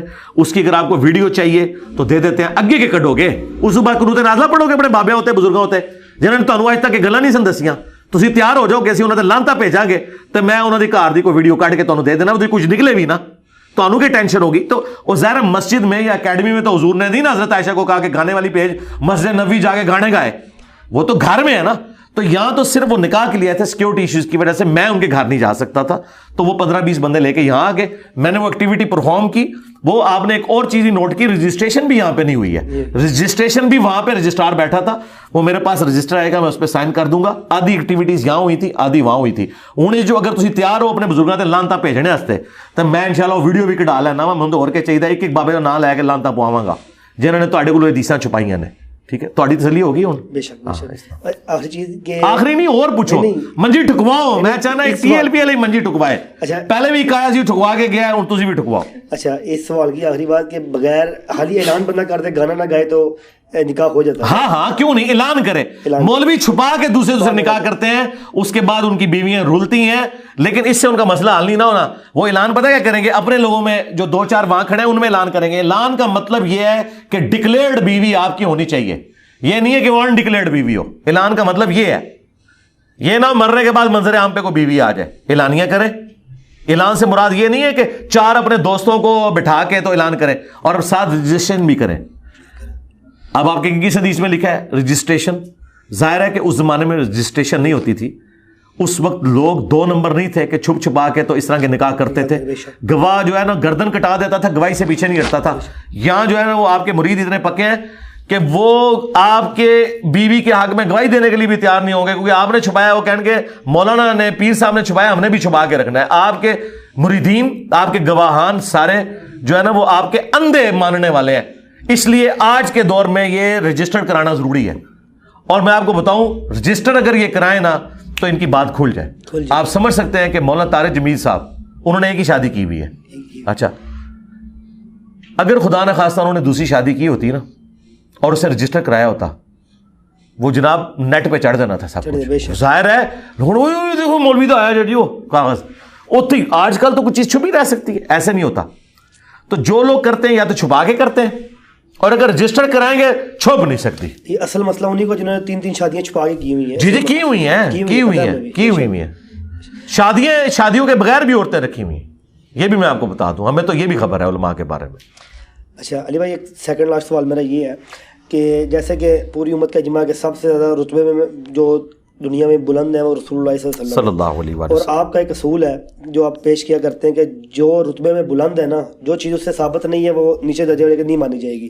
جیسا کہ رسول اللہ نے مردے زندے نہیں کیے, اور یہ بریلویوں کے منصوب ہے کہ غوث اعظم نے مردے زندے کیے ہیں, اور رسول اللہ ہواؤں میں نہیں اڑے. لیکن جو بریلویوں کی کچھ ایسی ہیں کہ ہمارا بابا ہوا میں اڑ گیا, ہمارا بابا یہ کر گیا, ہمارا بابا وہ کر گیا. تو کیا جو چیز رسول اللہ ثابت نہیں ہے وہ کیا چھوٹی کی نہیں مانی جائے گی؟ اگر یہی اصول ہم قرآن کے ساتھ رکھیں تو قرآن میں کئی جگہ ایسے ہے کہ جیسے رسول حضرت مریم کیا کہ وہ درخت کے ساتھ بیٹھی اور انہوں نے کھجوریں کھائی تازہ, اور ہم حدیثیں دیکھیں تو رسول اللہ کے پاس تو کئی دن حضرت عیسیٰ علیہ السلام نے مردوں کو زندہ کیا. اچھا, حضرت عیسیٰ نے کیا, رسول اللہ نے نہیں کیا. حضرت سلیمان کو اللہ تعالیٰ نے پوری دنیا پہ حکومت دی, رسول اللہ کو تو نہیں دی. تو کیا پھر ہم اگر آپ ہی کا اصول اپنائیں تو کیا یہ باقی ساری قرآن کی کہانی؟ یہ ہمارا اصول نہیں, یہ بریلویوں کا اصول ہے. ہم تو اس اصول کو فراڈ سمجھتے ہیں کہ جس بھی دنیا کے شخص کو کوئی فضیلت دی گئی ہے وہ نبی علیہ السلام کے حق میں ماننا, ہم اس اصول کو فراڈ سمجھتے ہیں. یہ میرا تو اس کے خلاف ویڈیو ہے. ٹھیک ہے, نبی علیہ السلام کی اوور آل فضیلت کے لیے ضروری نہیں ہے کہ ہر نبی کی ہر خوبی آپ کے اندر موجود ہو. بے شک, ٹھیک ہے نا, یہ ہے اصل مسئلہ. بریلوی جب کہتے ہیں نا کہ تمام انبیاء کو جو معجزات دیے گئے وہ نبی علیہ السلام کو دیے گئے ہیں, یہ جھوٹ ہے. میں پھکا دیتا ہوں, حضرت عیسیٰ علیہ السلام کا معجزہ ہے بغیر باپ کے پیدا ہونا, اور قرآن نے اسے معجزہ کہا ہے سورہ مریم میں کہ ہم تجھے اور تیرے بیٹے کو جہان والوں کے لیے نشانی بنائیں گے. تو نبی علیہ السلام کے والد محترم تو تھے. تو کیا یہ فضیلت رسول اللہ کے لیے ثابت ہے؟ کوئی بریلوی کہتا ہے کہ نبی علیہ السلام بغیر باپ کے پیدا ہوئے ہیں؟ تو پھر اگر تمہارا اصول مانا جائے کہ تمام انبیاء کی فضیلت کمبائنڈ ہے حضور کے اندر تو فیل ہو گیا. اچھا, بخاری مسلم میں آیا کہ قیامت کے دن سب لوگ ننگے اٹھائے جائیں گے, سب سے پہلے ابراہیم علیہ السلام کو لباس پہنایا جائے گا اور اس کے بعد باقی لوگوں کو. یہاں پہ حضرت ابراہیم علیہ السلام کو باقی تمام انبیاء پہ فضیلت ہے. قرآن میں آیا وَكَلَّمَ اللَّهُ مُوسَىٰ تَكْلِيمًا, اور اللہ نے موسیٰ کے ساتھ وہ کلام کیا جو کہ کلام کرنے کا حق تھا. یہ فضیلت اس پلانٹ ارتھ پہ کسی اور شخص کے لیے نہیں ہے. ہمارے نبی علیہ السلام کے لیے ہے شب معراج آسمانوں پہ. دنیا میں اللہ نے ایک بندے کے ساتھ کلام کیا, وہ موسیٰ ہے علیہ السلام. تو یہ فضیلت حضور کو حاصل نہیں ہے. اوور آل فضیلت نبی علیہ السلام کو ہے, جو صحیح مسلم میں حدیث ہے کہ انبیاء کرام کی امامت فرمائی نبی علیہ السلام نے. یہ عقیدہ بریلویوں کا ہے کہ تمام نبیوں کی چیزیں جمع کر کے حضور میں ہم کہتے ہیں کہ وہ نہ بھی ہوں تب بھی کلی فضیلت نبی علیہ السلام کی ہے, آپ امام الانبیاء ہیں. یہ عقیدہ ہی فراڈ ہے. اب آ جائیں اس طرف جو دوسرا جز ہے, اس کے ساتھ میں آپ کے ساتھ ایگری کرتا ہوں. وہ بھی میں نے کبھی بیان نہیں کی یہ بات کہ جو کم فضیلت والا ہے وہ اپنے سے بڑے والی فضیلت جس شخص کی ہے اس کو جو خوبی نہیں دی گئی وہ اس کو دی گئی ہے. میں نے تو کبھی انکار نہیں کیا. میں نے کہا تھا کہ نبی علیہ السلام کا امتی ہو. میں نے اگلے انبیاء سے نہیں کمپیئر کیا کہ نبی علیہ السلام حضرت عیسیٰ سے افضل ہیں تو حضرت عیسیٰ علیہ السلام جو ہے بغیر باپ کے پیدا ہوئے یا وہ مردوں کو زندہ کرتے تھے تو نبی علیہ السلام کو بھی کرنا. میں نے کہا تھا کہ جو فضیلت نبی علیہ السلام کو نہیں دی گئی ان کے نام کے اوپر ان کے ماننے والے بابوں میں آپ کلیم نہیں کر سکتے. یہ میں نے بات کی تھی. اگلے انبیاء کے ساتھ نہیں اسے جوڑا. یہ ذہن میں رکھیے گا. اس امت کے ساتھ کہ جو نبی علیہ السلام دیکھیں مثلا یہ کہتے ہیں جی بازید بستامی جو ہے پردہ کرتے تھے کیونکہ جو دیکھتا تھا کلمہ پڑھ لیتا تھا. کتنا زیادہ پھر دین کا دشمن تھا یہ انسان. حضور تو پوری زندگی اپنی اس پہ گزار دی کہ لوگ کلمہ پڑھ لیں, اور ایک بندہ چاہتا ہے کہ لوگ کلمہ ہی نہ پڑھیں اس کے لیے وہ نقاب کرتا ہے. قرآن میں آیا فَلَعَلَّكَ بَاخِعٌ نَفْسَكَ عَلَىٰ آثَارِهِمْ, اے نبی اپنی جان کو ہلاکت میں ڈال لو گے اس کم سے کہ لوگ ایمان نہیں لا رہے. اور یہ کہہ رہے ہیں کہ بازید بستامی کو دیکھ کے کلمہ پڑھ لیتے. پھر ہم کہتے ہیں نا کہ یار حضور کو دیکھ کے بجال نے تو کلمہ نہیں پڑھا, بازید بستامی کو دیکھ کے کیسے لوگ کلمہ پڑھ لیں گے. ہاں علمی دلائل سے چاہے نبی علیہ السلام قائل کریں یا آج کا کوئی انسان کرے وہ کسی کو کلمہ پڑھا سکتا ہے, اس میں تو کوئی مسئلہ نہیں ہے. ڈاکٹر ذاکر نائک نے ہزاروں ہندوؤں کو کلمہ پڑھایا ہے. اچھا من دسو 90 لاکھ نو کلمہ پڑھانا ایک تے جعلی گل سی, وہ ہو گیا ولی اللہ. جیڑا ہندوؤں نو کیمرے میں کلمہ پڑھا رہا ہے وہ ولی اللہ کیوں نہیں بریلویوں دے نزدیک؟ ویسے میرا ایک سوال ہے, اگر میں ٹی ایل پی والوں سے پوچھوں کہ ذاکر نائک نے ہزاروں چلے احتیاطاً سینکڑوں ہندوؤں کو کلمہ پڑھایا, یہ کہتے ہیں کہ جو بزرگ کلمہ پڑھائے وہ ولی اللہ ہوتا ہے, ذاکر نائک کو ولی اللہ یہ کیوں نہیں مانتے؟ اس کے جواب میں وہ کیا کہیں گے؟ آپ کا کیا خیال ہے؟ مجھے کہنا ہے وہ تو یزید کو رضی اللہ کہتا ہے تو وہ کافر ہو گیا بس. جیڑا یزید نو رضی اللہ نو کہے ٹھیک ہے اودی اے بزرگی فارغ, جیڑا اپنے نا دے کلمے پڑھاوے, جو یہ کہے کہ میرا جھنڈا محمد کے جھنڈے سے بڑا ہوگا, ہم اس کو کہاں سے بابا مانے؟ اور جیڑا اپنا نا ہی یزید رکھ لے ابو یزید اور کہے میں جعفر دا مرید ہاں, جعفر دے مرید تے آج اپنے پتر دا نا یزید نہ رکھن. تو ڈائریکٹ مرید ہو کے رکھی بیٹھے, یا مرید نہیں ہے یا تو ڈنڈی ماری ہے. ویسے مرید کوئی نہیں جے, کیونکہ امام جعفر علیہ السلام کی وفات کے بھی آلموسٹ 50 سال کے بعد بازید پیدا ہوا ہے. اس کی تو ملاقات ہی کوئی نہیں ثابت. وہ کہتے قبر جا کے مرید ہوا ایسی, پتہ نہیں کدی قبر تے گیا تھا کتنے مرید ہوا ہے, کہانی ہے ساری. تو مجھے بتائیں اگر ذاکر نائک کے غلط عقیدوں کی وجہ سے بقول ان کے اس کا کلمہ پڑھانا فارغ ہے تو تواڈے بابیاں دے غلط عقیدے مطلب تواڈے بابیاں دے کلمے فارغ نہیں. اور اس میں دلیل یہ ہے بخاری مسلم حدیث ہے اللہ تعالیٰ فاسق سے بھی دین کا کام لے لیتا ہے. ہاں آپ ذاکر نائک کو فاسق مانیں, ہم آپ کے بابوں کو فاسق مانیں گے, ہم دلیل وہ مانیں گے جو قرآن و سنت میں لکھی ہوئی ہے. جی اچھا جی بھائی, ایک آخری اختلاف جو میرا آپ سے اختلاف ہے کہ آپ اکثر ویڈیو میں اپنے آپ کو مجدد کہہ رہے ہوتے ہیں. آپ کے آپ نے کہا ان کے اندر ایک مجدد آیا ہے. نہیں, یہ تو میں نے ٹونٹ کیا ہے. نہیں, میں نے مجدد کا دعویٰ نہیں کیا. مجدد کا دعویٰ تو ان کے ابے نے کیا ہے, شیخ احمد سرندی نے, جس کو بابا خادم رضوی بھی بڑا کوٹ کرتے تھے. ہم خادم رضوی صاحب اور ان کے پورے ماننے والوں سے پوچھتے ہیں کہ شیخ احمد سرندی سے پوچھو جو تم نے اپنے آپ کو 1000 سال کا مجدد کہا ہے, مجھے کوئی ضعیف روایت دکھاؤ. مجدد تو 100 سال کا ہوتا ہے, ابو داؤد اور حاکم میں حدیث موجود ہے. اس نے خود اپنے آپ کو مجدد ڈکلیئر کیا اور اس نے کہا کہ جو کچھ مجھے ملا ہے نا اس کا کچھ حصہ مادی کو بھی ملے گا. اپنے آپ کو مادی تو بڑا سمجھتا ہے. اور اس نے کہا اس امت میں اگر کوئی نبی ہوا, یہ مکتوبات میں وہ لکھ رہا ہے, تو وہ فقہ حنفی والوں میں سے ہوگا. اور عیسیٰ ابن مریم بھی اترے تو فقہ حنفی کے مطابق عمل کریں گے. پھر انہوں پھر شرم آئی کہ تو لوگ میرے پیچھے پہ آ جان گے لٹھ لے کے. انہیں کہا نہیں, وہ ان کا اجتہاد جو ہے نا وہ امام حنیفہ سے مل جائے گا. یار انہوں کا اجتہاد بخاری مسلم تو ملے گا, مسلم شریف میں حدیث ہے, وہ تمہیں اللہ کے نبی کی کتاب اور ان کی سنت کے مطابق چلائیں گے, یعنی کتاب اللہ اور سنت کے مطابق, فقہ حنفی کے مطابق نہیں. میں نے کبھی اپنے آپ کو مجدد نہیں کہا میرے بھائی. میں نے یہ کہا کہ یہ جو ڈیفینیشن کرتے ہیں نا یہ بھی ٹونٹ کے طور پہ, جیسے وابیوں کا خدا, وابیوں کا خدا, یہ کہتے ہیں کہ جو غلطی ہائی لائٹ کرتا ہے اور جو بڑے لیول کا بگاڑ دور کرتا ہے. احمد بریلوی مجدد کیوں ہے؟ کیا اس نے ایسا کارنامہ کیا جو باقی لوگوں نے نہیں کیا؟ تو وہ کہتے ہیں کہ جس دور میں رسول اللہ کی گستاخیاں ہو رہی تھی انہوں نے گستاخوں کو ننگا کیا. مجھے بتائیں اعلیٰ حضرت نے زیادہ گستاخ ننگے کیتے نہیں یا میں؟ जिन्ना होते आला हजरत मट्टी पा के गए चिश्ती रसूलुल्लाह होते और सबा सनाबल दी तारीफ की थी फतावा रज़विया जिसमें ये मौजूद थी, मैंने तो आला हजरत के भी वो सारी चीजें नंगी कर दी हैं। तो बड़ा मुजद्दिद कौन है, आला हजरत या मैं? ये मैंने टॉन्ट के तौर पे बात की है, इल्जामी जवाब के तौर पे। मतलब ये नहीं कि मैंने इसको क्लेम करके कोई मदरसा खड़ा करना है या चंदा बुक है, चंदा बुक मदरसे तो ये तो आला हजरत और अशरी थानवी इन लोगों के काम है, मेरे तो काम नहीं है।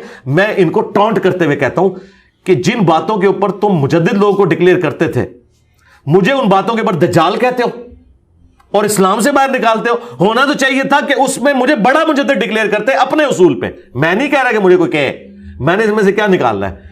अगर कह भी लें यार तुम्हारे मुजद्दिद को दूसरे नहीं मानते हैं, तुम्हारे किए हुए अगर मुजद्दिद मुझे डिक्लेयर कर दो तो मुझे किधर मान लेना किसी ने? क्या आला हजरत को मुजद्दिद मान लिया देवबंदियों ने?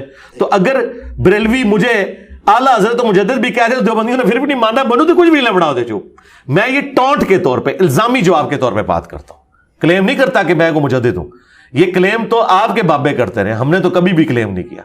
हम तो कहते हैं एक आम मुसलमान है, मुझे बताएं, मैं तो सादा सा मुसलमान, मेरे नाम के साथ कभी आपने देखा है मेरी वीडियो में लिखा हो हाफिज़हुल्लाह ताला, ठीक है, या हजरत मौलाना इंजीनियर मोहम्मद अली मिर्जा, हजरत मौलाना, ये सारे अलकाबात जो आप लोग लिखते हैं। हाँ, मेरा कोई स्टूडेंट इस तरह के कोई जुमला कहीं बोल दे एक आध, मेरे भाई वो मेरी तो कोई जिम्मेदारी नहीं है। हाँ, वो तो आपको पता है हर तरह की अकीदत है, अगर आपके अंदर अकीदत रखने वाले लोग हैं तो वही उन्हीं तोहफों में से कुछ तोहफे हम पे भी मुसल्लत हो गए हुए हैं, ठीक है। लेकिन आपके जो अकायद और नजरियात हैं वो जिम्मेदार उलमा ने बयान किए। अब मुजद्दिद अफसानी कैसे जान छुड़ाए, उसने खुद अपने आप को मुजद्दिद कहा है। अब तो मैं नहीं कह सकता कि ये किसी ने उनकी तरफ मंसूब कर दिया, तो उसने खुद अपने आप को मकतूबात में कहा मैं मुजद्दिद हूं 1000 साल का। तो उसके बारे में पहले शरीफ हुक्म बताए ना कि जो आखिरी मुजद्दिद था उसकी तो तारीफ आई अबू दाऊद मुस्नद अहमद में, इमाम महदी। तो शेख अहमद सरंदी को 1000 साल का मुजद्दिद किस हदीस के अंदर डिक्लेयर किया गया? ऐसी कहानियां बनाई हुई इन्होंने। अच्छा जी भाई, लास्ट खाली सवाल है, ये लास्ट तो बहुत सारे हो चुके हैं, चले एक और लास्ट ये हाली पूछना है मैंने कि या रसूलुल्लाह कहना कैसा है? या रसूलुल्लाह हम नमाज में कहते हैं, बुखारी मुस्लिम में है कि जब तुम या रसूलुल्लाह कहोगे अस्सलामु अलैका अय्युहन नबिय्यु व रहमतुल्लाहि व बरकातुहू, अस्सलामु अलैना व अला इबादिल्लाहिस सालिहीन, तो ज़मीन व आसमान में जहाँ जहाँ अल्लाह के नेक बंदे हैं उन तक तुम्हारा सलाम पहुँच जाएगा। तो या रसूलुल्लाह कहने के हम कायल हैं, हम कब्र रसूल पे भी अस्सलामु अलैका या रसूलुल्लाह पढ़ते हैं, साहबा की सुन्नत है, मुसन्नफ इब्न अबी शैबा में मौजूद है, सुन कुबरा अल बैहकी में, यहाँ पे भी हम नमाज में पढ़ते हैं, हमारा सलाम हमारे नबी तक पहुँचा रहा है अल्लाह ताला, बिल्कुल हमारा यकीन है। या रसूलुल्लाह मदद नहीं कहना, हाँ बस जितना है नमाज में वही कहें, अस्सलामु अलैका अय्युहन नबिय्यु, अस्सलामु अलैका या रसूलुल्लाह भी कहें।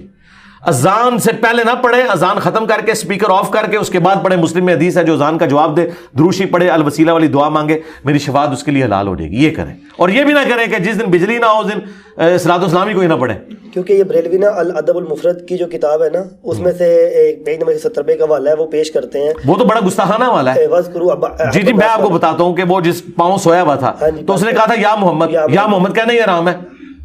सूरह हुजरात में है कि नबी को ऐसे ना पुकारो जिस तरह एक दूसरे को पुकारते हो। आला हजरत खुद कहते हैं कि नबी अलैहिस्सलाम को या रसूलुल्लाह कहा जाएगा, या मोहम्मद कहना गुस्ताखी है। ये गुस्ताखाना इबारत पेश करते हैं अल-अदबुल मुफरद से, वो रवायत ही ज़ईफ है, अबू इसहाक मुदल्लिस से आन से रवायत कर रहे हैं। उसमें अगर या मोहम्मद माने तो पहले तो ये मसला, और उन्होंने या मोहम्मद अल मदद नहीं कहा था, वो सिर्फ कहा था जिससे आप मोहब्बत करते हैं ना उसको याद करें। तो आप कहें लब्बैक या रसूलल्लाह, कहें, कौन कह रहा है? अल मदद या मोहम्मद तो नहीं उन्होंने कहा, और या मोहम्मद तो कहना ही गुस्ताखी है, वो या मोहम्मद उसको नहीं कहना चाहिए था। वैसे तो रवायत ही वो जाली है, लेकिन अगर ये माने तो सूरह हुजरात के तहत वो गुस्ताखी की है। खुद आला हजरत कहते हैं या मोहम्मद नहीं कहना, तो मुझे बताया वो या मोहम्मद अली रवायत हमें को पेश करते हैं, यानी वो गुस्ताखी की और आप हमें दलील के तौर पे पेश कर रहे हैं। उसमें या रसूलुल्लाह होना चाहिए था। इस तरीके से वो तारीख इब्ने कसीर से अल बिदाया से पेश करते हैं कि साहबा ने नारा लगाया था या रसूलुल्लाह का, तो लगाए ना, कौन मना कर रहा है? हाँ, आप अल मदद या रसूलुल्लाह ना कहें, आप कहें लब्बैक या रसूलुल्लाह, लब्बैक या हुसैन कहें, कोई अर्ज नहीं, अपनी मोहब्बत का इजहार करें, कोई अर्ज नहीं। जी जज़ाकुमुल्लाह खैरा। हमारा जो मेरा मेन मकसद था यहाँ पे आना, पहले सबसे पहले मेरी अपनी इस्लाह थी, और उसके बाद जो मेरे लोहाकीन मेरे दोस्त हैं उन्हीं की इस्लाह के लिए मैं यहाँ मौजूद हूँ। और सबसे यही गुजारिश है कि अगर किसी का कोई भी गिला है या कोई भी इतराज़ है तो अली भाई से डायरेक्ट कर सकते हैं, क्योंकि वो हयात है अल्हम्दुलिल्लाह। तो अगर कोई आ नहीं सकता तो लाइव सेशन बिलाल भाई हमारे करते हैं, वहाँ पे भी कर सकते हैं। मेरे तो जो इतराज़ात थे अल्हम्दुलिल्लाह मैंने अपने जो 10 थे वो लेके आया था, घर मैंने 12-13 दिए हैं, तो अल्हम्दुलिल्लाह मेरे क्लियर हैं।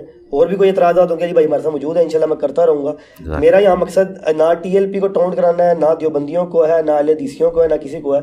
मैं आया हूँ अपने मनज पे आया हूँ, अपने इतराज़ात पे आया हूँ, अपनी रिस्पॉन्सिबिलिटी पे आया हूँ। मेरा किसी को टाउंट कराना नहीं है, ना अपने भाई को है, ना अपने अलवाइकीन को है, ٹھیک ہے، جزاکم اللہ خیرہ.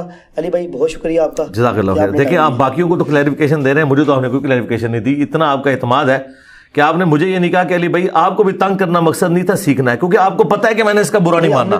الحمدللہ ہمیں تو کوئی مسئلہ ہی نہیں ہے جی. آپ اور آگے کریں سوال انشاءاللہ، کوئی مسئلہ نہیں. جزاک اللہ خیر. جزاکم اللہ خیر.